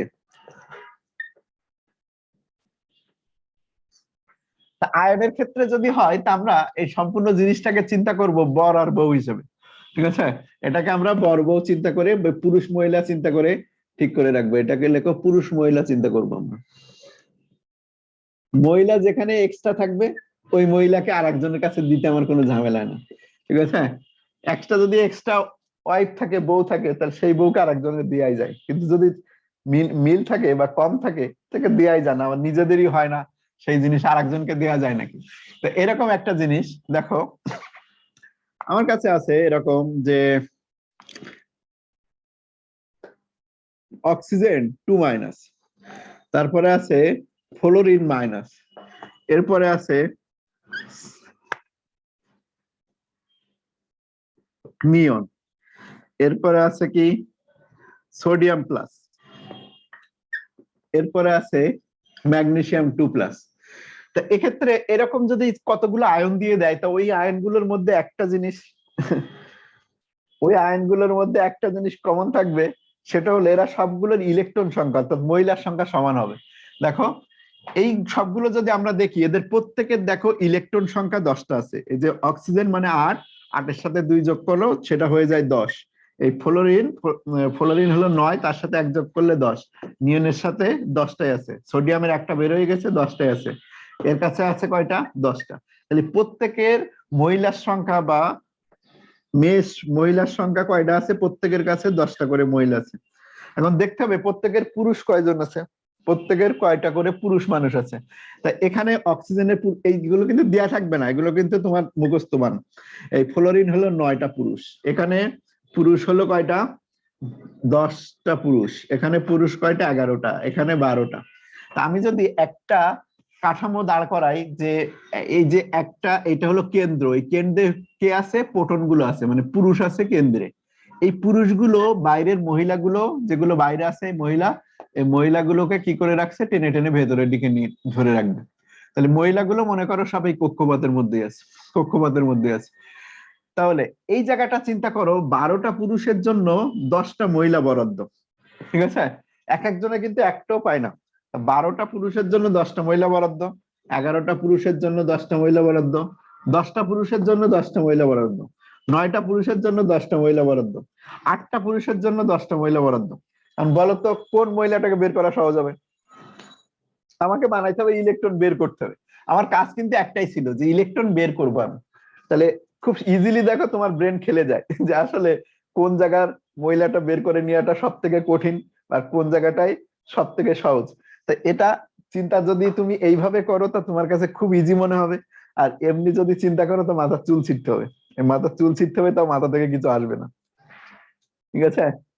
তাহলে সব থেকে সহজ কাজ হলো এই 8টা পুরুষের কাছে 10টা মহিলা আছে, 2টা মহিলা এমনিতে এক্সট্রা আছে, ওখান থেকে একটা মহিলা দিতেই পারে। তাহলে সব থেকে আয়নীকরণ শক্তি এখানে কম হলো এটার। তাহলে আয়নীকরণ শক্তি যত এদিকে যাচ্ছি, পুরুষ মানুষ যতই বাড়া শুরু করছে ততই আয়নীকরণ শক্তি কঠিন হয়ে যাচ্ছে। তাহলে এইদিকে আয়নীকরণ শক্তি বাড়বে। 5 মিনিট টাইম দিবে একটু পরে।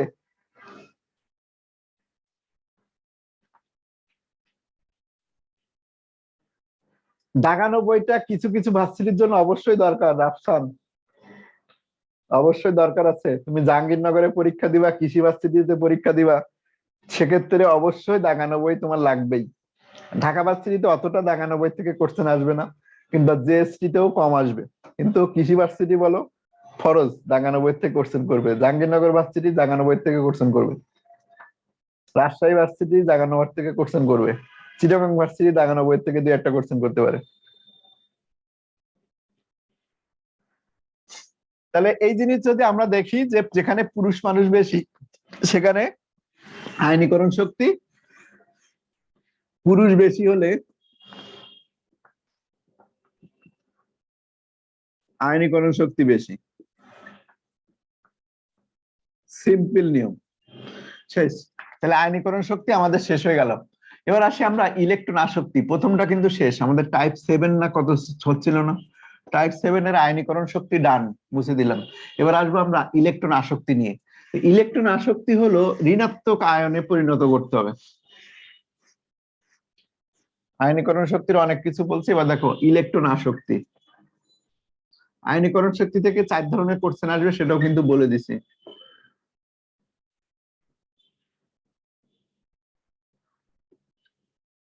ইলেকট্রন আসক্তি কথাটার মানে হলো ইলেকট্রনের প্রতি ভালোবাসা, কে কত বেশি ইলেকট্রনকে ভালোবাসবে। তো ইলেকট্রনকে যদি তুমি একটা মহিলা ধরো, তাহলে মেয়েদেরকে কখন বেশি ভালোবাসে ছেলেরা বলো তো? ইয়াং বয়সে।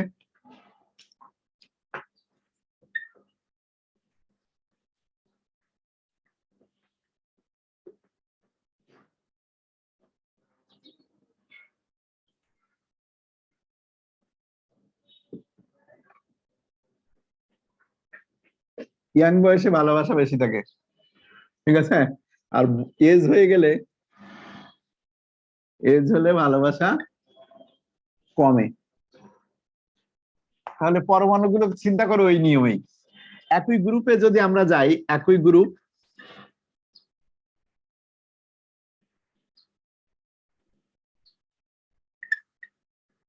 একই গ্রুপের উপর থেকে নিচের দিকে গেলে আমরা জানি যে পরমাণুগুলো এরকম বড় হয়, এরকম বড় হয়। তার মানে এদের বয়স বাড়া শুরু করছে।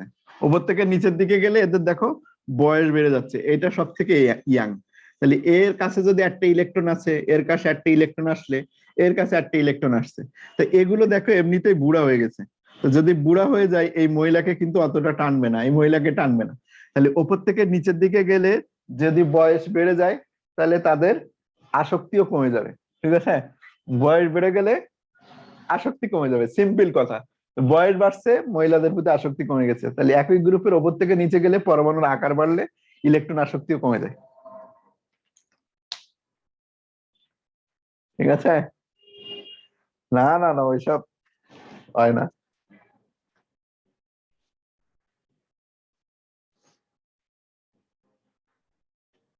এক্সামের গ্রুপে পর্যায় মিলানো ছিল। আচ্ছা, যদি পর্যায় দুই এক সময় মিলবে না, তা সেটাও তুমি বের করতে পারবে, আমি দেখাচ্ছি। তুমি আগে থেকে দুইটা অপশন বাদ। পর্যায় যদি মিলে না তোমার, মানে কোশ্চেন আরো সহজ হয়ে গেছে। আগে থেকে যদি দুইটা থাকে, তা আগে থেকেই দুইটা অপশন তোমার বাদ হয়ে যাবে, ঠিক আছে। তাহলে একই গ্রুপের ওপর থেকে নিচে গেলে যদি পরমাণুর আকার বাড়ে, মানে এজ বেড়ে যায়, তাহলে ইলেকট্রন আসক্তি। আচ্ছা আচ্ছা, তাই ইলেকট্রন আসক্তি তখন কি হয়ে যাবে, কমে যাবে। আর একই পর্যায়ে যদি কি হয়, একই পর্যায়ে এবার কি হবে দেখো, একই পর্যায়ে গেলে ওই পরমাণুগুলো আরো ইয়াং হতে শুরু করে। একই পর্যায়ে গেলে আকারগুলো এরকম ছোট হতে থাকে, আকারগুলো ছোট হতে থাকে। তাহলে আকার যতই ছোট হয় ততই কি ইয়াং বেশি। তাহলে ইয়াং যদি বেশি হয়, তাহলে ওদের কি থাকবে, এই যে ইলেকট্রনের প্রতি আসক্তি বেশি থাকবে, ইলেকট্রনের প্রতি আসক্তি বেশি থাকবে। তাই ইলেকট্রন আসক্তি মানে ইলেকট্রনকে কাছে টেনে তাকে ভেতরে ঢুকাই নেওয়া। ইলেকট্রন আসক্তি মানে তাকে কাছে টেনে ভেতরে ঢুকাই নেওয়া। এই যে ক্লোরিন একটি ইলেকট্রন গ্রহণ করে ক্লোরিন মাইনাস হয়ে গেল, ঠিক আছে। তাহলে এটাকেই আমরা বলতেছি ইলেকট্রন আসক্তি। ইলেকট্রন আসক্তি যখন হবে, তো এটার একটা জিনিস যে এই ইলেকট্রন আসক্তি পজিটিভ ডেল এইচ পজিটিভ নাকি ডেল এইচ নেগেটিভ। তো এটা একটা উদাহরণ দিয়ে আমি তোমাদের বলছিলাম যে ইলেকট্রন যখন ভেতরে ঢুকানো হবে, কোনো মানুষের গায়ে যখন কিছু ঢুকানো হয়, তখন সে স্বাভাবিকভাবে নেয় না। আমার গায়ে সুচ ঢুকালে আমি আউ শব্দ করি, কিন্তু ওই জায়গাটা গরম হয়, তার মানে শক্তি ছাড়ি। তাহলে এই যে ইলেকট্রন আসক্তি কিন্তু নেগেটিভ হয়। ইলেকট্রন আসক্তি কি হয়, নেগেটিভ হয়। কোন একটা পরমাণুর মধ্যে তুমি আবার ইলেকট্রন ঢুকাচ্ছ, তাহলে ওকে স্বাভাবিকভাবেই নেবে না, ঠিক আছে। আর এর বহিরাগত কোনো জিনিস যদি কারো ভেতরে দেওয়া হয়, সে স্বাভাবিকভাবে নেয় না। তা ইলেকট্রনও যদি কোনো পরমাণুর ভেতরে ঢুকাও, তাহলে অবশ্যই সে শক্তি ছাড়বে। এই কারণে ইলেকট্রন আসক্তি মনে রাখবা, এটা তাপ উৎপাদী বিক্রিয়া। আর আয়নীকরণ শক্তি বের করে নিয়ে আসতে হবে, আমার শরীর থেকে একটা পশম বের করতে আমার অবশ্যই শক্তি খরচ করতে হয়। তাহলে ইলেকট্রন আসক্তি যদি নেগেটিভ হয়, আয়নীকরণ শক্তি পজিটিভ, ঠিক আছে। এটা চ্যাপ্টার 3 এর উপরে ক্লাস হচ্ছে। আজকে মোটামুটি শেষের দিকে চলে যাব আমরা। নেক্সট দিন ম্যাথ ক্লাস হবে, ম্যাথ ক্লাসের সাথে ভার্সিটিরও কিছু অংশ থাকবে, আজকে একবার সব হবে না। তাহলে ইলেকট্রন আসক্তির খেয়াল করো যে ইলেকট্রন আসক্তি একই গ্রুপের ওপর থেকে নিচের দিকে গেলে যেটা বললাম যে এটাও আগেরটার মতো ওপর থেকে নিচের দিকে গেলে ইলেকট্রন আসক্তি কমে, আর একই পর্যায়ে বাম থেকে ডানে গেলে বাড়ে। তাহলে এই দুটা নিয়ম যদি ফলো করে আমরা, দুইটা গ্রুপ আছে আমাদের 16 আর 17 গ্রুপ, যে 16-17 গ্রুপে যে কি হয়েছে, অর্গানিক কেমিস্ট্রি কি হয়েছে, গ্রুপ 17-তে যে আমরা ব্যতিক্রম দেখবো, গ্রুপ 16-তে যে ইলেকট্রন আসক্তির ব্যতিক্রম দেখবো। তাহলে এখান থেকে যে কোশ্চেন আসে পরীক্ষাতে ইলেকট্রন আসক্তি, 1 নম্বর হলো ব্যতিক্রম গুলো, 2 নম্বর হলো সবগুলো সেম গ্রুপে থাকবে, অপশন গুলো না হয় সেম পর্যায়ে থাকবে। এই কয়টা কোশ্চেন আসতে পারে ইলেকট্রন আসক্তি থেকে, 3 ধরনের কোশ্চেন আসে। তো দেখো ব্যতিক্রম, গ্রুপ 17-তে আমরা ব্যতিক্রম দেখবো, গ্রুপ 16-তে ব্যতিক্রম দেখবো। তাহলে ফ্লোরিন, ক্লোরিন, ব্রোমিন, আয়োডিন আর হলো অ্যাসটেটিন। তা আমরা একটু আগে বলছিলাম যে উপর থেকে নিচের দিকে যদি যায়, উপর থেকে নিচের দিকে যদি যায় তাহলে তাদের এজ বাড়তে থাকে, এজ যতই বাড়তে থাকে ইলেকট্রনের প্রতি আসক্তি তত কমে যায়, এজ বাড়া মানে আসক্তি কমা। কিন্তু এই দুইজনের একটু ঝামেলা আছে, ঠিক আছে। এই ফ্লোরিনের কি আছে, ফ্লোরিনের কাছে এনাফ মেয়ে মানুষ থাকে, ঠিক আছে, কম জায়গার মধ্যে এনাফ মেয়ে মানুষ থাকে, এই জন্য সে নতুন করে মেয়ে মানুষকে নিতে চায় না। তাহলে এই ফ্লোরিনের থেকে ক্লোরিনের ইলেকট্রন আসক্তি বেশি হয়ে যায়। তাহলে গ্রুপ 17-এর যে ব্যতিক্রমটা আমরা পাবো সেটা হলো ওপরে, যে গ্রুপ 17-এর ব্যতিক্রমটা লেখো, ক্লোরিনের ইলেকট্রন আসক্তি ফ্লোরিন থেকে বেশি, তারপরে ব্রোমিন বসবে, তারপরে বসবে হলো আয়োডিন। ব্যাখ্যাটা যদি আমি দিই যে ফ্লোরিনের, দেখো ফ্লোরিনের, এখানে লিখি ফ্লোরিনের বহিস্থ স্তর, এই যে প্রথম স্তরে 2টা, তার পরের স্তরে থাকে হলো 7টা ইলেকট্রন, অত্যন্ত ছোট জায়গায় 7টা ইলেকট্রন থাকে। আর ক্লোরিনে যদি আমরা দেখি প্রথম পর্যায়ে 2টা, তার পরের পর্যায়ে 8টা, তার পরের পর্যায়ে 7টা, ঠিক আছে। বিয়ে করবে কিন্তু সেই বউয়ের রাখার জায়গা নাই, তাহলে বউ কি আসবে তার কাছে? তো এর কাছে দেখো এমনিতে 7টা বউ আছে, নতুন আর একটা বউ নিবে, ওই বউ নিয়ে এসে সে বউ এসে দেখলো কি যে ওই 7টা বউয়েরই বাস করার জায়গা নাই, আমি এসে ঢুকবো কোথায়, ওরাই দিন রাত মারামারি করে, ওরাই বউগুলো মারামারি করে। আর ক্লোরিনের অনেক বড় রাজা, রাজার 7টা বউ আছে ঠিকই, কিন্তু নতুন একটা বউ যদি আসে তার ঘর বাঁধার জন্য অনেকটা জায়গা ফাঁকা থাকে। এই কারণে ফ্লোরিনের না বিয়ে করে ওই মহিলা এই ক্লোরিনকেই বিয়ে করবে, কারণ ফ্লোরিনের কাছে যদি বিয়ে করে তা আজীবন ঝগড়াঝাটি করে মরতে হবে। তার থেকে যে রাজার ধন সম্পদ বেশি আছে, জায়গা বেশি আছে ঘর বাঁধার, সেই রাজাকে বিয়ে করাটাই শ্রেয় হবে। তাহলে ফ্লোরিন থেকে ক্লোরিনের আয়নীকরণ শক্তি বেশি এই কারণে।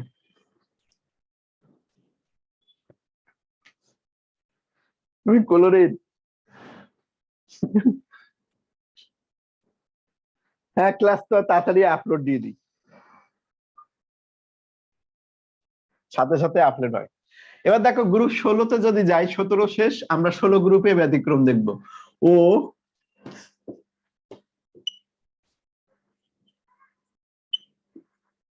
এই শেষের দুইটা আমাদের লিখতেছি না, কারণ এই দুইটা হলো তেজস্ক্রিয় মৌল। তাহলে শেষের দুইটা তুমি এমনিতে না লিখলেও চলে, আর যদি লিখতে চাও তাহলে এখানে লিখে দাও, অ্যাস্টেটিন এখানে থাকবে। এটি দেখো 16 গ্রুপেও এরকম ইলেকট্রন আসক্তির ব্যতিক্রম আছে। এই এখানে যেমন এই জায়গাটায় ব্যতিক্রম, এই অক্সিজেনে এই সমস্যা আরো বেশি।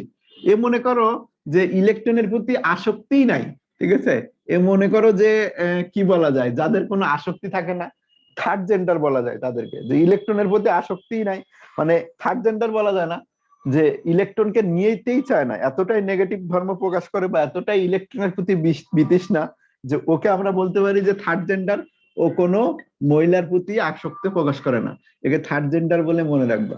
তাহলে এতটাই কম যে ওকে সবার শেষে ফেলাই দিব, তার মানে ও কোনোটাই ইলেকট্রনটাই নিতে যাবে না। তাহলে প্রথম ইলেকট্রন আসক্তি কার বেশি? সালফারের, তারপরে সেলেনিয়ামে। হ্যাঁ হ্যাঁ আজকে লিখে দেবো না, শেষের দিকে লিখে দেবো না। টিই, তারপরে হলো পিও, এই যে এই পর্যন্ত সব হবে, আর একদম শেষে যে এই অক্সিজেন।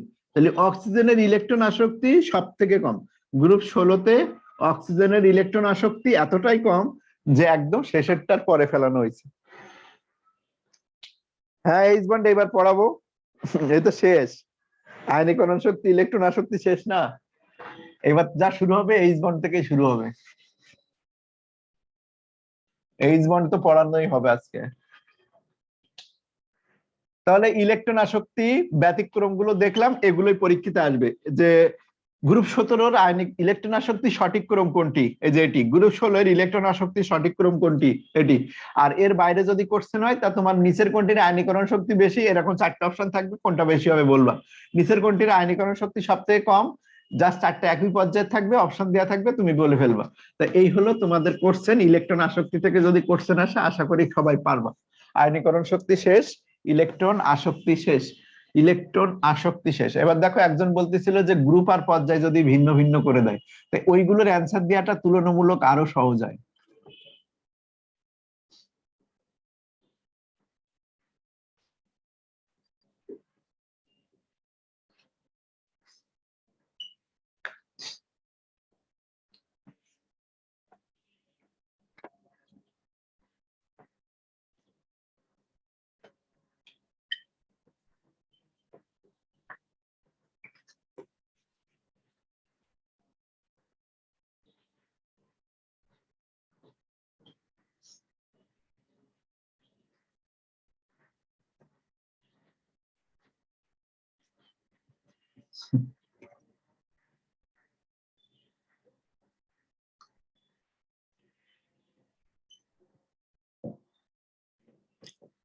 এরকম লেখা আছে দেখো, নিচের কোনটি ইলেকট্রন আসক্তি বেশি, নিচের কোনটির ইলেকট্রন আসক্তি বেশি। তা আমরা আগে দেখবো যে ইলেকট্রন আসক্তি ওপর থেকে নিচের দিকে গেলে হলো কমে, আর এই দিকে গেলে বাড়ে। তাহলে আমাকে বের করতে বলছে যে বেশি কোনটা। তা আগে দেখে নি যে কোথায় কোন গ্রুপটা আছে। এরা এইটা আর এটা দেখতে পাচ্ছি একই গ্রুপের মৌল, আবার এইটা আর এটা দেখতে পাচ্ছি একই পর্যায়ের মৌল। তো যদি আমি একই গ্রুপ দুইটা নিয়ে চিন্তা করি যে এটা গ্রুপ 1-এর মৌল, তা গ্রুপ 1-এ হলো কে আছে, লিথিয়াম আছে আর সোডিয়াম আছে। আর গ্রুপ 13-তে কে আছে, গ্রুপ 13, এটা 13, একটা গ্রুপ 13 এই জায়গাটাই অ্যালুমিনিয়াম আছে এখানে। আর এটা আছে অ্যালুমিনিয়ামের পরে কি আছে, এই জায়গাটা আছে হলো সিলিকন। তাহলে বলছে আয়নীকরণ শক্তি সব থেকে বেশি, তাহলে উপর থেকে নিচের দিকে গেলে তোমার আয়নীকরণ শক্তি কমে, সব থেকে বেশি কোনটা হয়। যদি দেখি এটা, দেখো এটার আয়নীকরণ শক্তি সব থেকে কি হয় বেশি, কেন, ওইটার আকার সব থেকে ছোট, ওইটার আকার দেখো খুবই ছোট।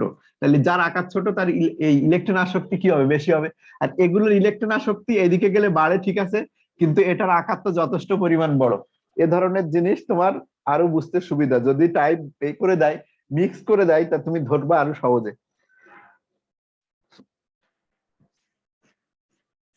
তড়িৎ ঋণাত্মকতা,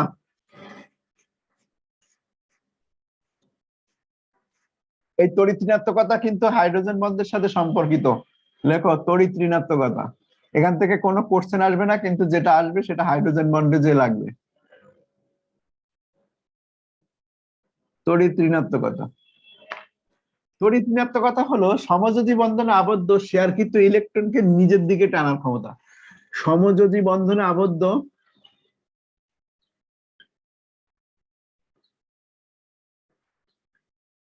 শেয়ারকৃত ইলেকট্রন যুগলকে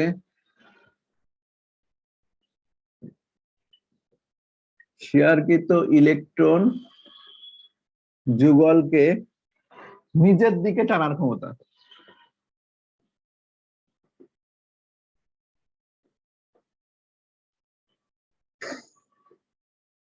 সমযোজী বন্ধনে আবদ্ধ শেয়ারকৃত ইলেকট্রন যুগলকে নিজের দিকে টানার ক্ষমতাকে তড়িৎ ঋণাত্মকতা বলে। পাউলিং বলে একটা স্কেল আছে, স্কেল অনুসারে এটা নির্ণয় করা হয়। খেয়াল করো, এই যে হাইড্রোজেন আছে আর এখানে ফ্লোরিন আছে, তো এ একটা ইলেকট্রন দিছে, একটা ইলেকট্রন দিছে, এই শেয়ারকৃত ইলেকট্রনকে নিজের দিকে যে টানার ক্ষমতা সেটাকে, এই ইলেকট্রন যদি এর দিকে আসে অথবা এর দিকে কত বেগে টানে, সেটাকেই বলতেছি আমরা তড়িৎ ঋণাত্মকতা। এই টানার জন্য একটা স্কেল তৈরি করা আছে, যেখানে সব থেকে বেশি তড়িৎ ঋণাত্মক মৌল হলো ক্লোরিন, যার টানার ক্ষমতাকে 4 বলা হয়। ক্লোরিনের মানটা হলো 3.8, ব্রোমিনের মানটা হলো 2.8। সবগুলো মুখস্থ লাগবে না, দুই একটা মুখস্থ রাখলে চলবে। আয়োডিনের মানটা হলো 2.5, এর বাইরে অক্সিজেনের তড়িৎ ঋণাত্মকতার মান হলো 3.5, নাইট্রোজেনের তড়িৎ ঋণাত্মকতার মান হলো 3, আর কার্বনের তড়িৎ ঋণাত্মকতার মান 2.5, হাইড্রোজেনের তড়িৎ ঋণাত্মকতার মান 2.1। আর বাকি আছে আর মোটামুটি এইগুলোই। সালফারের তড়িৎ ঋণাত্মকতার মান হলো 2.4। যদি বলো কয়টা লাগে, এই সরি এটা 3, শুধু 3। এটা মনে রাখা লাগে, এটা মনে রাখা লাগে, এটা লাগে, এটা লাগে, এটা লাগে, এই কয়টা একটু আমাদের জানা লাগে, তাছাড়া আমরা আর বাকিগুলো না জানলেও চলবে।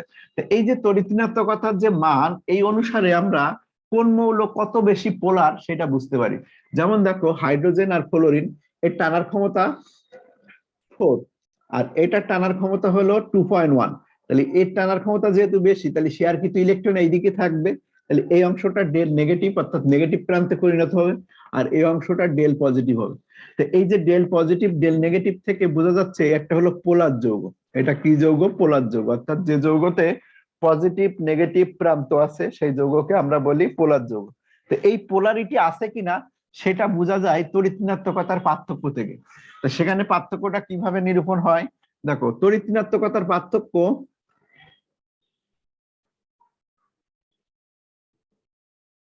তড়িৎ ঋণাত্মকতার তড়িৎ ঋণাত্মকতার পার্থক্য যদি 0 থেকে 0.5 এর মধ্যে হয়,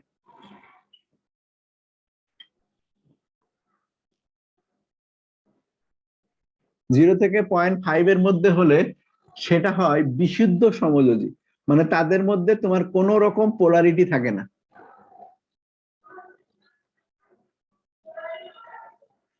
যদি তড়িৎ ঋণাত্মকতার পার্থক্য 0.5 থেকে 1.9 এর মধ্যে হয়, 1.9 হলে সেটা হলো পোলার সমযোজী।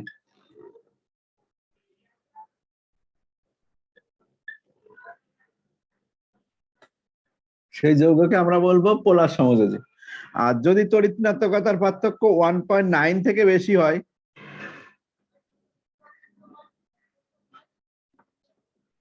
সেটাকে আমরা বলবো আয়নিক। তাহলে এখান থেকে একটা এমসিকিউ এভাবে যদি দেয়,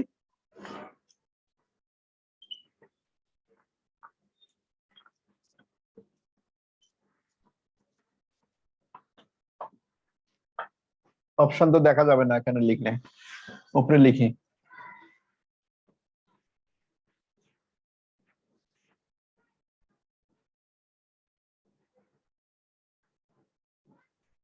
নিচের কোনটি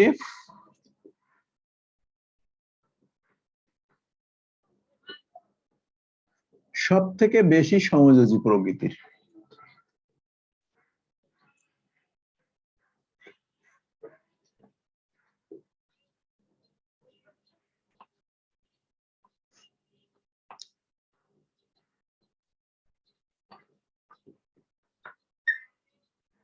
এরকম 4টা অপশন আছে, তাহলে এক্ষেত্রে আমরা পার্থক্য দিয়ে বুঝতে পারবো যে কার কোনটা সমযোজী প্রকৃতি বেশি আছে। খেয়াল করো এইচ আর এফ, এই হাইড্রোজেনের তড়িৎ ঋণাত্মকতা দেখো 2.1, আর ফ্লোরিনের তড়িৎ ঋণাত্মকতা হলো 4। তাহলে এইটার মধ্যে যদি পার্থক্য দেখা যায়, পার্থক্য হলো 1.9। তা 1.9 যদি হয়, এরা সব থেকে বেশি পোলার। সব থেকে বেশি পোলার মানে মেরুযুক্ত হলো এইচ এফ। NH3 তে যদি যায়, তার নাইট্রোজেনের তড়িৎ ঋণাত্মকতা 3, আর হাইড্রোজেনের তড়িৎ ঋণাত্মকতা হলো 2.1। দুইটার পার্থক্য। আবার এই কাজ করো না যে 3টা হাইড্রোজেন আছে বলে আবার 3 গুণ দিও না, এটা কিন্তু হবে না।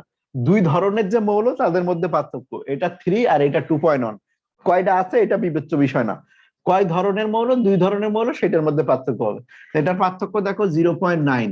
তাহলে 0.9 যদি হয় এই রেঞ্জের মধ্যে পড়ছে। এটা পোলার, এটা পোলার, কিন্তু এটা বেশি পোলার। এই সেপ সব থেকে বেশি পোলার হইলো।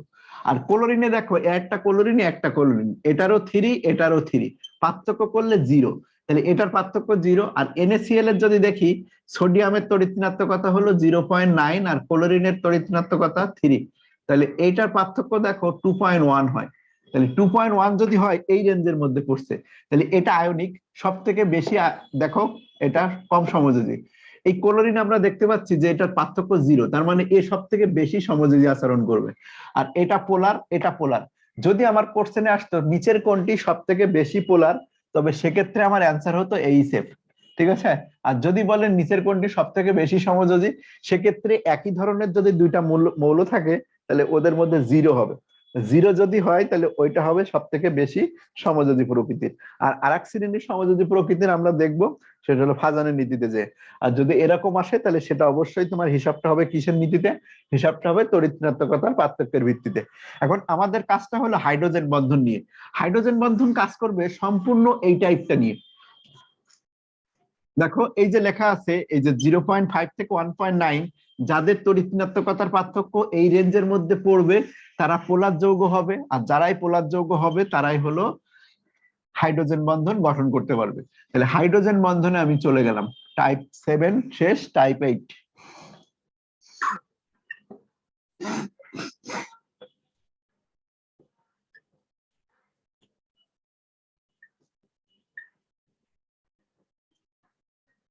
হাইড্রোজেন বন্ধন যেটা সব থেকে ভালো বোঝা যায় পরকীয়া বন্ধন দিয়ে। একই যৌগের মধ্যে না থেকে অন্য পরমাণুর সাথে শুরু করবে।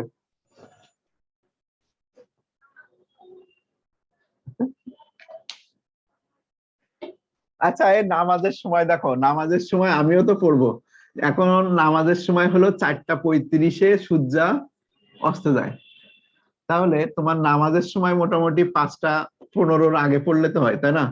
বা 5:15 দিকে পড়লেও তো হয়। তা একবারে ক্লাস শেষ করে দেওয়া বেটার না? আবার নামাজের সময় দিলাম আবার শুরু করলাম, এটা একটা ঝামেলার না? আর 10 মিনিটের মতো ক্লাস নিয়ে শেষ করে দিব। ক্লাস টাইম কারো না কারো ক্লাস পড়বেই। এই নিগার, তুমি কানে হেডফোন দাও। এইসব জিনিস যদি এইসব দিন না বোঝো তাহলে তোমার বুঝতে দেরি হবে। একবারে শেষ করে দিব তোমাদের ক্লাস 10 মিনিটের মধ্যে। 10-15।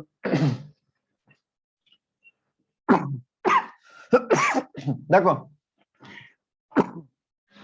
হাইড্রোজেন পরমাণু যখন অধিক তড়িৎ ঋণাত্মক কোন মৌল, যাদের যেগুলো তড়িৎ ঋণাত্মকতা বেশি, তা দেখো হাইড্রোজেন পরমাণু সব থেকে অধিক তড়িৎ ঋণাত্মক তিনটা পরমাণু যে তিনটা আছে, এই যে তড়িৎ ঋণাত্মকতা সবচেয়ে বেশি একটা, এ একটা, আর এ একটা, এই তিনটা তড়িৎ ঋণাত্মকতা বেশি।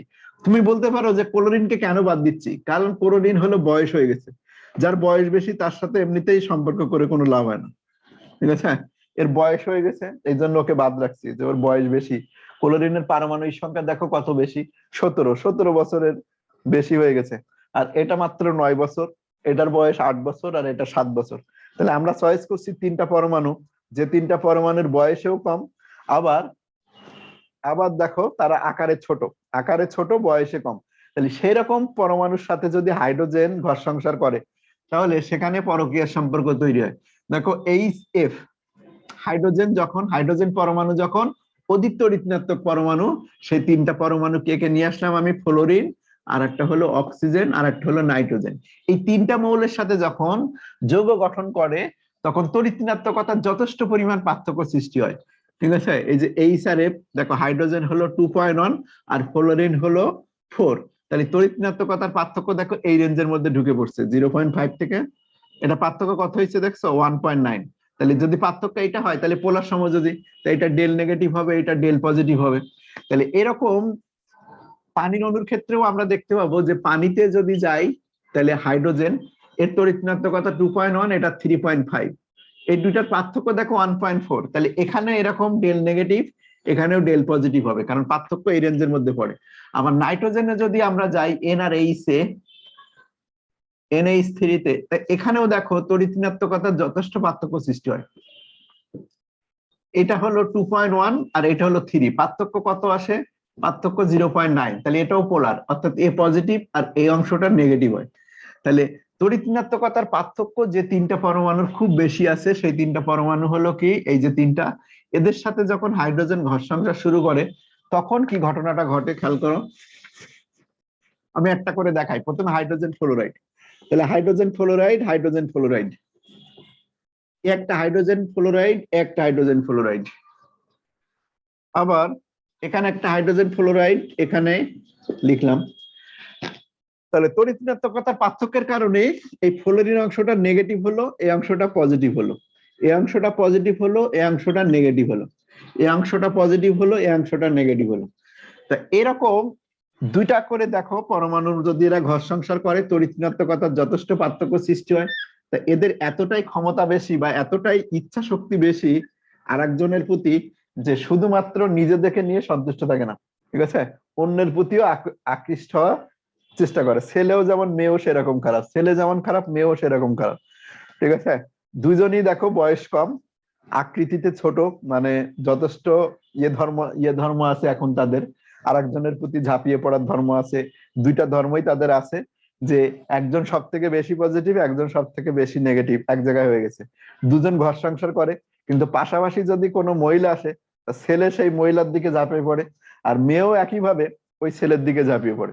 তো এরকম দুইটি অণু যখন পরস্পরের নিকটে আসে, তখন একটার পজিটিভ প্রান্ত অর্থাৎ একটা ছেলে আর এক ঘরের মহিলার সাথে দুর্বল পরকীয়ার সম্পর্ক তৈরি করে। তাহলে একটা পরকীয়া,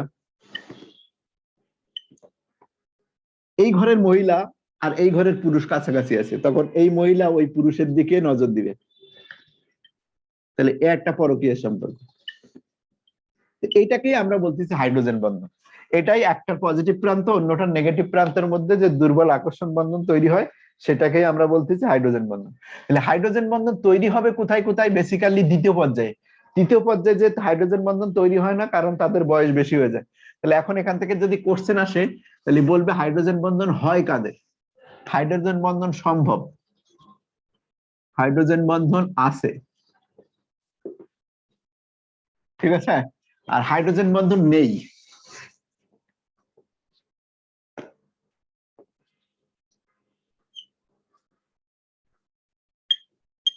তা আমরা একটু দ্বিতীয় পর্যায়ের মৌলগুলো লিখে রাখি। কোথায় লিখবো? এইখানে লিখি।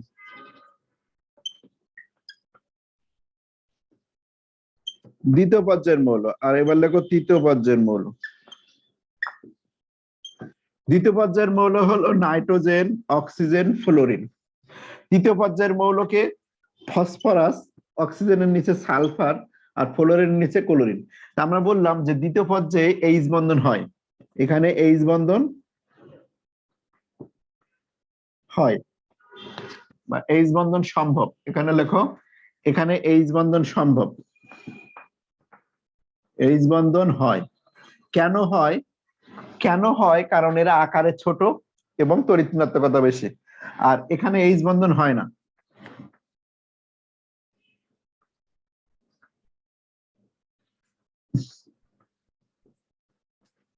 কেন হয় না এর কারণটা লেখো এখানে। এরা আকারে বড়, বয়সে বড়, আকারে বড়, আসক্তি কমে গেছে, ঠিক আছে, ওই ইচ্ছা শক্তি আর নাই, আসক্তি কম। এইভাবে মনে রাখবা, দেখবার ভুলবা না, আকারে বড়, আসক্তি কমে গেছে, এই জন্য ওরা কখনো হাইড্রোজেন বন্ধন করে না, ঠিক আছে। এই জন্য একটু বেশি এজের মহিলা যদি বিয়ে করো, তো ওই ঘর ভাঙবে না, সে কখনো পরকীয়া সম্পর্কে লিপ্ত হবে না। তাহলে দেখো, এই যে নাইট্রোজেন, অক্সিজেন, ফ্লোরিন, এদের সাথে হাইড্রোজেন বন্ধন গুলো হবে। তা নাইট্রোজেনের সাথে হাইড্রোজেন যদি যুক্ত করে দিই, তো সেটা কি হবে? NH3 হবে। অক্সিজেনের সাথে হাইড্রোজেন যুক্ত করলে H2O হবে। ফ্লোরিনের সাথে হাইড্রোজেন যুক্ত করলে HF হবে। তাহলে এই তিনজনের হাইড্রোজেন বন্ধন সম্ভব। আর হাইড্রোজেন বন্ধন সম্ভব না এর সাথে, তাহলে সেটা কি হবে? PH3 হবে। PH3, এটার সাথে হাইড্রোজেন যুক্ত করলে H2S, এটার মধ্যে হাইড্রোজেন বন্ধন হবে না, এটার সাথে হাইড্রোজেন বন্ধন HCl। তাহলে হাইড্রোজেন বন্ধন দ্বিতীয় পর্যায়ে সম্ভব, তৃতীয় পর্যায়ে দেখলাম সম্ভব নয়। আর এর বাইরে হাইড্রোজেন বন্ধন আর কোথায় হতে পারে? লেখো, অ্যালকোহল, ROH।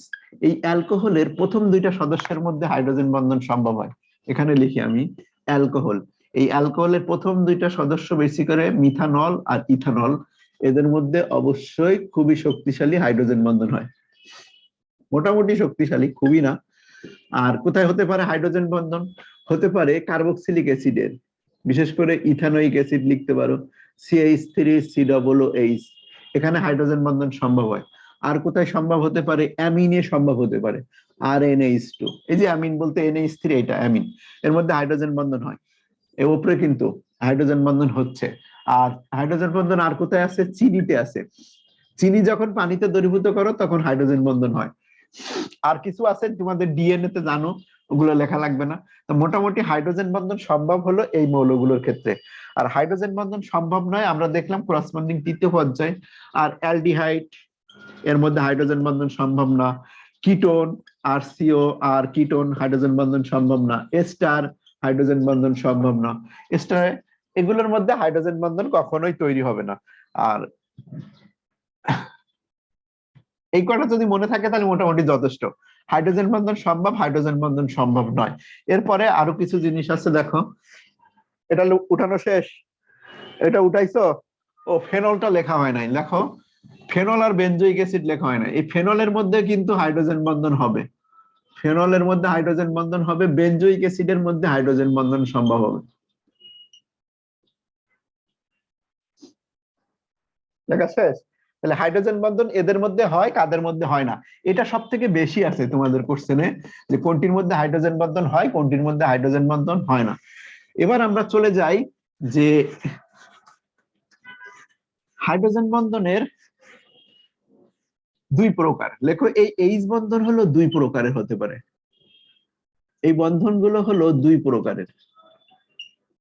একটা হলো ইন্টারমলিকুলার হাইড্রোজেন বন্ধন বা আন্তঃআণবিক,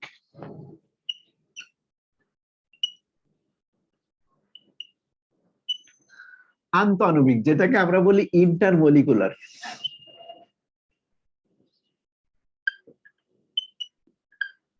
ইন্টারমলিকুলার এইচ বন্ড, এটা আবার কেমন জিনিস? একটা মৌলের সাথে অন্য মৌল, তুমি সহজ ভাষায় মনে রাখবা ইন্টার স্কুল খেলা।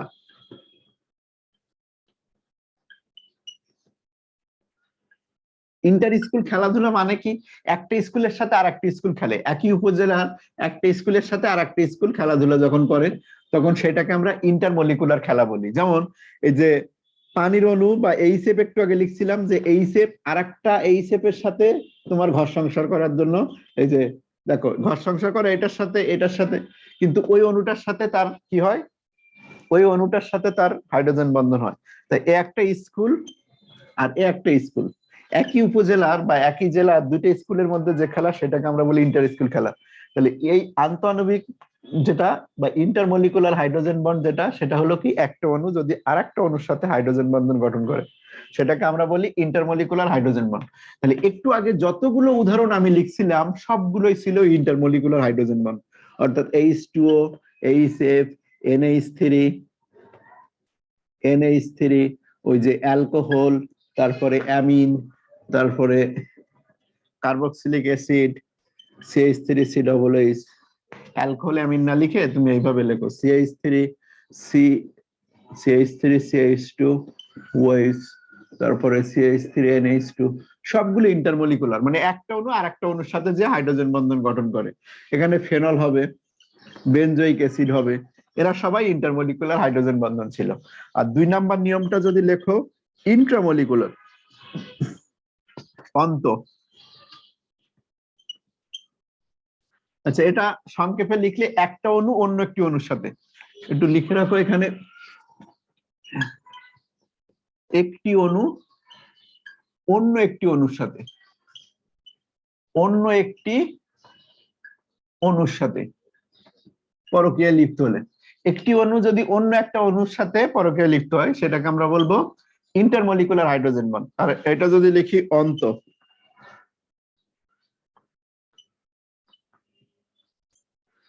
তাহলে এটাকে আমি বলি ইন্টারমলিকুলার, এটা হবে ইন্ট্রামলিকুলার। ইন্টারমলিকুলার হাইড্রোজেন বন্ড, ইন্টারমলিকুলারটা দেখো একই অণু দুইটা পরমাণুর মধ্যে। হ্যাঁ, এটা বলে শেষ করব। এটা লেখো, এটা শেষ। এই দুই নাম্বার প্রকারটা লেখো এখানে, একই অণুর দুইটি পরমাণুর মধ্যে,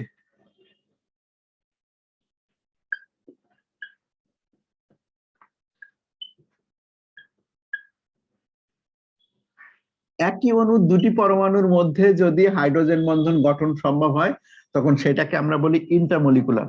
ইন্টারমলিকুলারের উদাহরণ এক নম্বরে লেখো অর্থোনাইট্রোফেনল,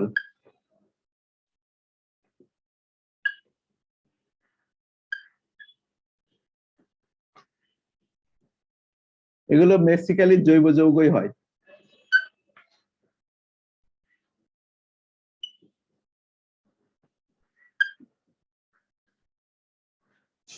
ঠিক আছে,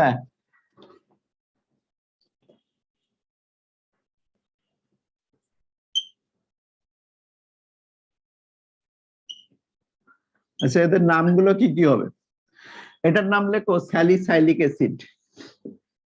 স্যালি, এটা কোপ বিক্রিয়ায় তৈরি হয় স্যালিসাইলিক, এটা দিয়ে তৈরি করা যায় হলো অ্যাসপিরিন, স্যালিসাইলিক অ্যাসিড। আর এটার নাম এটা স্যালিসাইল অ্যালডিহাইড করে দিই, এটার নাম হলো স্যালিসাইল অ্যালডিহাইড, স্যালিসাইল অ্যালডিহাইড, অ্যালডিহাইড। তাহলে এগুলোর মধ্যে ইন্টারমলিকুলার কেন বলতেছি, এখানে একে দেখাই, খেয়াল করো।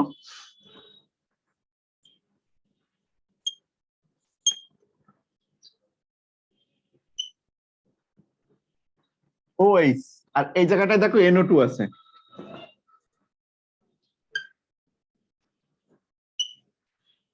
একই অণুর দেখো দুইটা পরমাণু, এটা নেগেটিভ, এই জায়গাটায় নেগেটিভ, এই হাইড্রোজেন আর এই অক্সিজেনের মধ্যে এই যে দুর্বল ভ্যান ডার ওয়ালস বল তৈরি হয়েছে। তো দেখো একটা অণুর দুইটা পরমাণুর মধ্যে এখানে হাইড্রোজেন বন্ধন তৈরি হচ্ছে, এই পর্যন্ত কিন্তু এটা বাদ। তো একই অণুর দুইটা পরমাণু, এই যে একটা অণু কিন্তু এটা একটা যৌগ ছিল, অর্থোনাইট্রোফেনল ছিল। একটা অণুর দুইটা পরমাণুর মধ্যে যদি হাইড্রোজেন বন্ধন সম্ভব হয় তখন সেটাকে আমরা বলি ইন্ট্রামলিকুলার, সেটাকে আমরা কি বলি মলিকুলার বা অন্ত আণবিক হাইড্রোজেন বন্ধন। তিনটা উদাহরণ মনে রাখবা, বাংলাতে নাম আসবে অর্থোনাইট্রোফেনল, স্যালিসাইলিক অ্যাসিড, আর একটা হলো স্যালিসাইল অ্যালডিহাইড। এই তিনটা মনে রাখলেই হবে।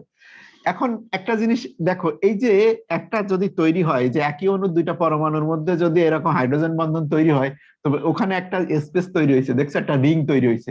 এই যে রিং তৈরি হয়েছে, এই রিংটাকে কি বলে? এই রিংটার একটা নাম আছে, ম্যাটের জন্য আসবে তোমাদের মেডিকেল পরীক্ষাতে, যে ইন্ট্রামলিকুলার হাইড্রোজেন বন্ধন যদি সম্ভব হয় তাহলে ওখানে একটা রিং তৈরি হয়, ওই রিংটাকে কি রিং বলা হয়, বা ওই রিংটাকে কি বলা হয়? লেখো এইচ বন্ধনের কিলেশন বলে। ওকে কি বলে? ইন্টারমলিকুলার হাইড্রোজেন বন্ধনের রিংকে intermolecular, intra intra inter intra কিন্তু ইন্ট্রামলিকুলার হাইড্রোজেন বন্ধনের রিংকে ইন্ট্রা মলিকুলার, এটা ভার্সিটিতে লাগবে না, মলিকুলার এইচ বন্ধনে যে রিং তৈরি হয়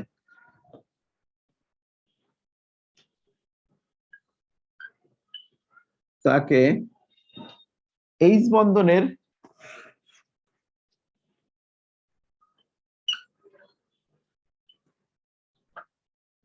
কিলেশন বলে, কিলেশন।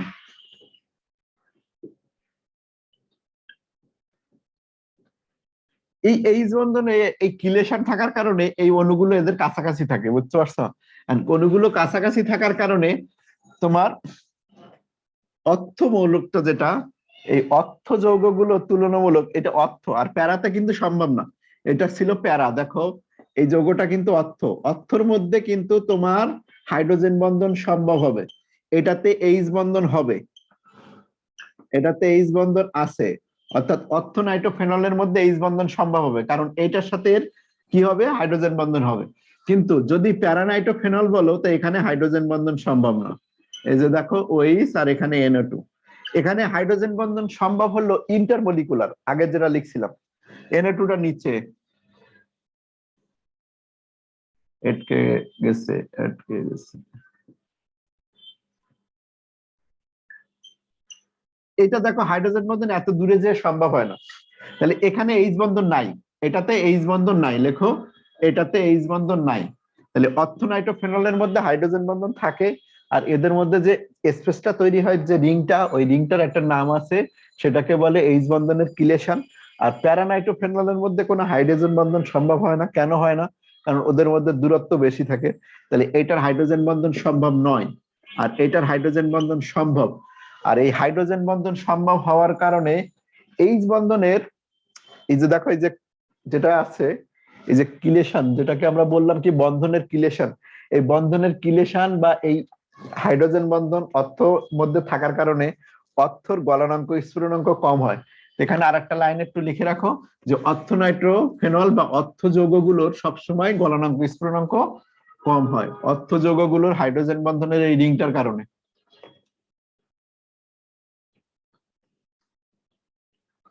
অর্থ যৌগে এইচ বন্ধন থাকে বলে এদের গলনাঙ্ক ও স্ফুটনাঙ্ক কম হয়, আর প্যারা যৌগের গলনাঙ্ক স্ফুটনাঙ্ক তুলনামূলক বেশি হবে। ঠিক আছে, তাহলে কোনগুলোতে হাইড্রোজেন বন্ধন সম্ভব এখানে আমরা দেখলাম হাইড্রোজেন বন্ধন সম্ভব যদি তারা পাশাপাশি থাকে, অর্থাৎ ওইচ এখানে ছিল এখানে NO2 ছিল, এটা হাইড্রোজেন বন্ধন সম্ভব। ঠিক আছে, হাইড্রোজেন বন্ধন সম্ভব না কখন, যদি ওই সেম ওইচটা এই NO2টার নিচে থাকে, এটা হাইড্রোজেন বন্ধন সম্ভব নয়। কেন সম্ভব নয়? কারণ দূরত্ব বেড়ে যাবে। আর একটু আগে আরো দুইটা লিখছিলাম, ওই দুটারও কিন্তু একই কাহিনী। এই যে দেখো, এই যে OH এখানে ছিল, CHO এখানে ছিল, হাইড্রোজেন বন্ধন সম্ভব। আর এইটাকে যদি আমরা এখন নিচে দিয়ে দিই OH CHO, এখানে হাইড্রোজেন বন্ধন সম্ভব নয়। কেন সম্ভব নয়? কারণ এই এইচ এর সাথে এই অক্সিজেনের কখনো সম্পর্ক হবে না। ঠিক আছে, দূরত্ব যদি বেশি থাকে তা সেখানে কি পরকীয়া সম্ভব? বলতো, পরকীয়া সম্ভব হতে গেলে ছেলে আর মেয়েটাকে মতো দেখা সাক্ষাৎ হইতে হয় কিছুদিনের জন্য বা কিছু সময়ের জন্য। এদের তো দেখা সাক্ষাৎই হয় না, এত দূরে চলে গেছে, এজন্য এদের হাইড্রোজেন বন্ধন হয় না। বুঝতে পারছো কিনা? বুঝতে পারছো যে প্যারাগুলোতে কেন হাইড্রোজেন বন্ধন হবে না, অর্থগুলোতে কেন হাইড্রোজেন বন্ধন হবে? অর্থগুলো কাছাকাছি থাকে, অর্থগুলোতে হাইড্রোজেন বন্ধন হবে। ঠিক আছে, তাহলে মূলত হাইড্রোজেন বন্ধন এখানেই শেষ। আমরা নেক্সট ক্লাসে হাইড্রোজেন বন্ধনের শক্তির একটু তুলনা দেখব, কার হাইড্রোজেনের শক্তি কতশালী, এইচ বন্ধনের শক্তি দেখবো আমরা। ঠিক আছে, নেক্সট ক্লাসে, এটা আজকাল বলবো না। এইচ বন্ধনের শক্তি, কার হাইড্রোজেন বন্ধন কত বেশি শক্তিশালী। অর্গানিক এই মাসের 10 তারিখের দিকে শুরু হইতে পারে। আমরা আরো একটা চ্যাপ্টার শেষ করে নিব, শেষ করে তোমাদের, আচ্ছা দেখি, তোমাদের ক্লাস নিয়ে তো খুব কি অবস্থা হয়ে যাচ্ছে। আচ্ছা, যারা এখন ব্রেক চাও ব্রেকে চলে যাইতে পারো, আমি ওই রিটেনের এটা লিখে দিব, তোমাদের ছুটি। এইটা থাকবে হলো চ্যাপ্টার 2 এর রিটেন পার্টটা। তোমরা যারা এখন নামাজ পড়তে যাও চলে যাও, আমি 2 মিনিটে লিখে দিয়ে আমিও নামাজে যাব। চ্যাপ্টার 2 এর রিটেন, নেক্সট দিন পরীক্ষা তোমাদের। চ্যাপ্টার 2 এর রিটেন পার্ট, এটা রেকর্ডে থেকে যাবে, তোমাদের পরীক্ষা কিন্তু কালকে চ্যাপ্টার 2 এর। এই চ্যাপ্টার থেকে কি কি রিটেন পড়তে হবে? রাদারফোর্ডের ও বোর পরমাণু মডেলের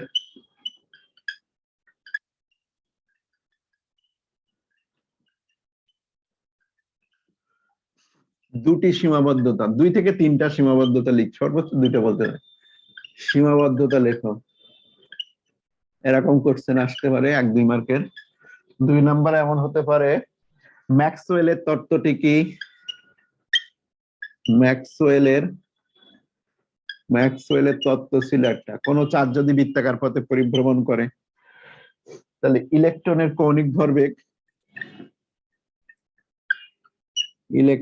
কৌণিক ভরবেগ কত হয়? 4 নম্বরে জিমান প্রভাব কি, স্ট্যাক প্রভাব কি? জিমান প্রভাব ও স্ট্যাক প্রভাব কি?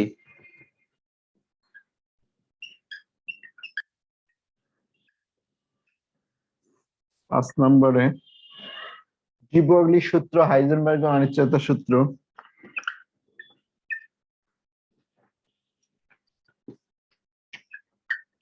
ডি ব্রগলির সূত্র, হাইজেনবার্গের অনিশ্চয়তা সূত্র।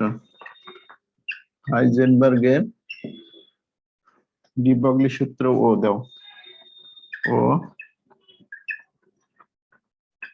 হাইজেনবার্গের অনিশ্চয়তা সূত্র লিখে ফেলো এই পাশে। হাইজেনবার্গের অনিশ্চয়তা সূত্র। 5টা শেষ, উপরে চলে যাই। 6 নাম্বার রিটেন।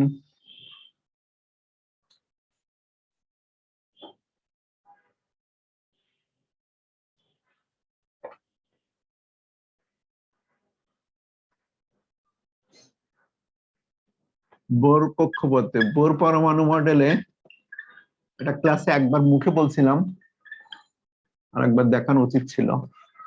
বোর পরমাণু মডেলে তৃতীয় কক্ষপথে একটি পরমাণুর পূর্ণ আবর্তনে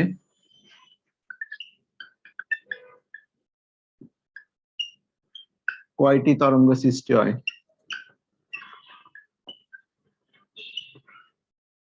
এটা 3টা হয়, ক্লাসে বলছিলাম, আর একটা দেখলে উচিত ছিল।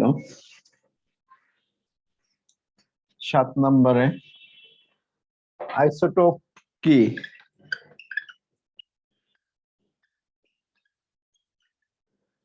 কার্বন, নাইট্রোজেন, নাইট্রোজেন তো লাগবে না, কার্বন, ক্লোরিন, অক্সিজেন,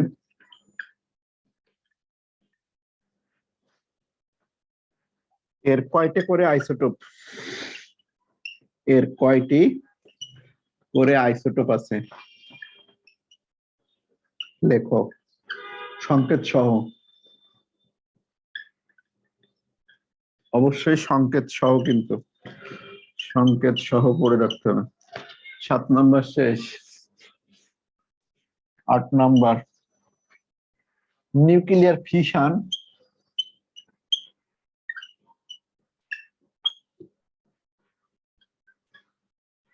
ও ফিউশন এর দুটি বা 3টি পার্থক্য করে রাখতে হবে। পার্থক্য লিখো।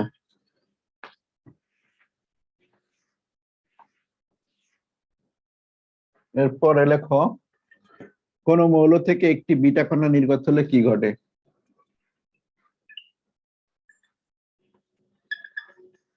একটি বিটা কণা নির্গত হলে কি ঘটে? এক্সাম্পল সহ দিতে হবে, যে কোনো একটা এক্সাম্পল সহ, এক্সাম্পল সহ অ্যান্সার দেওয়া লাগবে। 10 পি ও ডি অরবিটালের চিত্র আঁকো। পি ও ডি উপস্তর, এগুলো তো উপস্তর বা উপশক্তি স্তর। উপশক্তি স্তরের চিত্র আঁকো। 8 নম্বর শেষ। 9 নম্বর, 10 নম্বর শেষ। 11 নম্বর রিটেনে ম্যাথ আসতে পারে, সেগুলো তো আছেই। 11 নম্বর, 11 নম্বর আগে একটা ছিল। অরবিট ও অরবিটালের পার্থক্য, খুবই লেস ইম্পর্টেন্ট, দিবে না, তারপরে একটু পড়ে যাইতে হবে। অরবিট ও অরবিটালের পার্থক্য।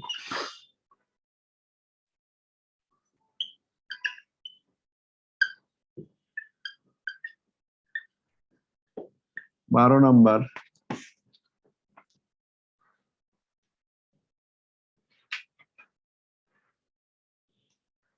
আহ্বান নীতি, হুন্ডের নীতি।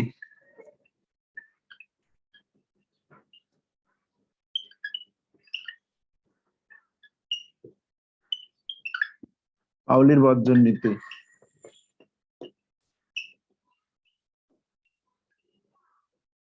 এদের মধ্যে এই হুন্ডের নীতি বেশি আসে, যে হুন্ডের নিয়মে একটা ইলেকট্রন বিন্যাস দেখাইতে বলবে, হুন্ডের নিয়মে ইলেকট্রন বিন্যাস দেখাও। এরপরে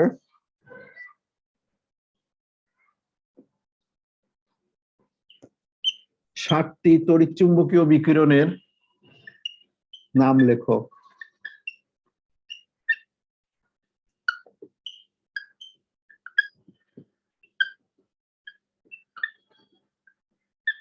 সিরিয়াল ওয়াইজ লিখতে হবে, তরঙ্গ দৈর্ঘ্য অনুসারে। গামা, এক্স রে, ওই যে গামা ছিল, তারপরে ছিল এক্স রে, তারপরে এই ছিল হলো তোমার আল্ট্রাভায়োলেট, তারপরে দৃশ্যমান, তারপরে ইউভি, তারপরে মাইক্রোওয়েভ, এগুলোর নাম তোমাকে লিখতে হবে সিরিয়াল ওয়াইজ, তরঙ্গ দৈর্ঘ্যের ক্রম অনুসারে। 14, অবশ্যই তরঙ্গ দৈর্ঘ্যের ক্রম অনুসারে, হয় উপর থেকে নিচে বা নিচের থেকে উপরে অনুসারে, তরঙ্গ দৈর্ঘ্যের ক্রমানুসারে লিখতে বলবে। 14 নম্বর কোশ্চেন হলো ইউভিআইআর, এটা ভেরি ভেরি ইম্পর্টেন্ট, দিবেই। ইউভিআইআর এর ব্যবহার লেখো। এই কোশ্চেনটা আমি দিব। এর ব্যবহার 3টি করে অথবা 4টি, অ্যাটলিস্ট 4টা মনে রাখবা, 4টি করে ব্যবহার লেখো। ইউভি আর আইআর এর 4টা ব্যবহার। 15, লাল আলোর তরঙ্গ দৈর্ঘ্য, একটা ম্যাথ আসতে পারে, বেসিক ফর্মুলা ম্যাথ গুলো, বেসিক ফর্মুলা ম্যাথ। এগুলো পরমাণু,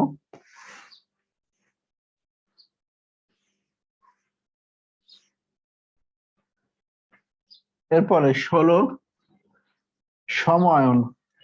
আচ্ছা, আর একটা আছে হাইড্রোজেনের পারমাণবিক বর্ণনী। হাইড্রোজেনের পারমাণবিক বর্ণালীর সিরিজগুলোর নাম লেখো, সিরিজগুলোর নাম লেখো। সব ক্লাস যারা করছো তারা সবগুলো অ্যান্সার পারবা। সমায়নের প্রভাবে দ্রাব্যতা কমে যায় কেন? সমায়নের প্রভাবে অ্যান্সার লিখে দিচ্ছি ক্লাসে, দ্রাব্যতা হ্রাস পায় কেন? হ্রাস পায় কেন? 18,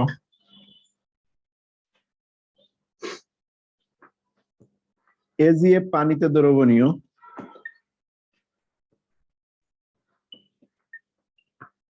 এজিএফ পানিতে দ্রবণীয়, কিন্তু এজিসিএল অদ্রবণীয় কেন? অদ্রবণীয় কেন? লিখে ফেলো। 17 শেষ। আমি দ্রুত বলে যাচ্ছি, এই জন্য কিন্তু লেখা খারাপ, লিখে নিও। এজিএফ পানিতে দ্রবণীয় কিন্তু এজিসিএল অদ্রবণীয় কেন? 19 হলো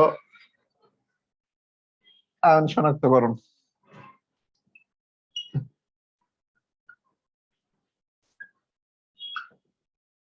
আয়ন শনাক্তকরণ কয়েকটা পড়লেই হবে। ক্ষারীয়,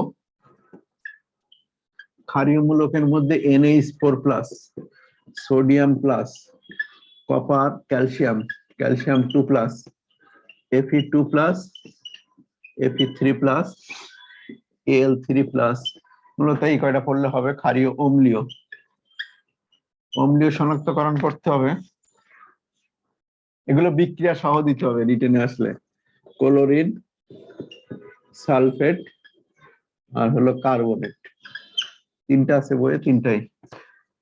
20, সমস্ফুটন মিশ্রণ কি? সমস্ফুটন মিশ্রণ কি? সর্বোচ্চ আর সর্বনিম্ন 2টা প্রকার আছে, 2টার উদাহরণ। একটা হলো সর্বোচ্চ, আর একটা লিখে দিয়েছিলাম সর্বনিম্ন। ম্যাথ ক্লাসের মধ্যে দিয়েছিলাম সর্বোচ্চ সর্বনিম্ন সমস্ফুটন মিশ্রণ, তাদের এক্সাম্পল সহ বলতে হবে। আর শেষেরটা হলো আরএফ কি? বৈশিষ্ট্য। শেষ। এই হলো তোমাদের রিটেন পার্ট, চ্যাপ্টার 2 এর। চ্যাপ্টার 3 এর রিটেন পার্ট লিখে দিব এর পরে, চ্যাপ্টার শেষ হলেই। তাহলে আজকের ক্লাস এখানে শেষ। ওকে, ওয়ালাইকুম আসসালাম। রিটেন অংশটা লিখে ফেলবা, নিয়ে পড়ে ফেলবা। অর্গানিক পড়ানো হবে নেক্সট একটা সপ্তাহ পরেই। ওকে, আল্লাহ হাফেজ।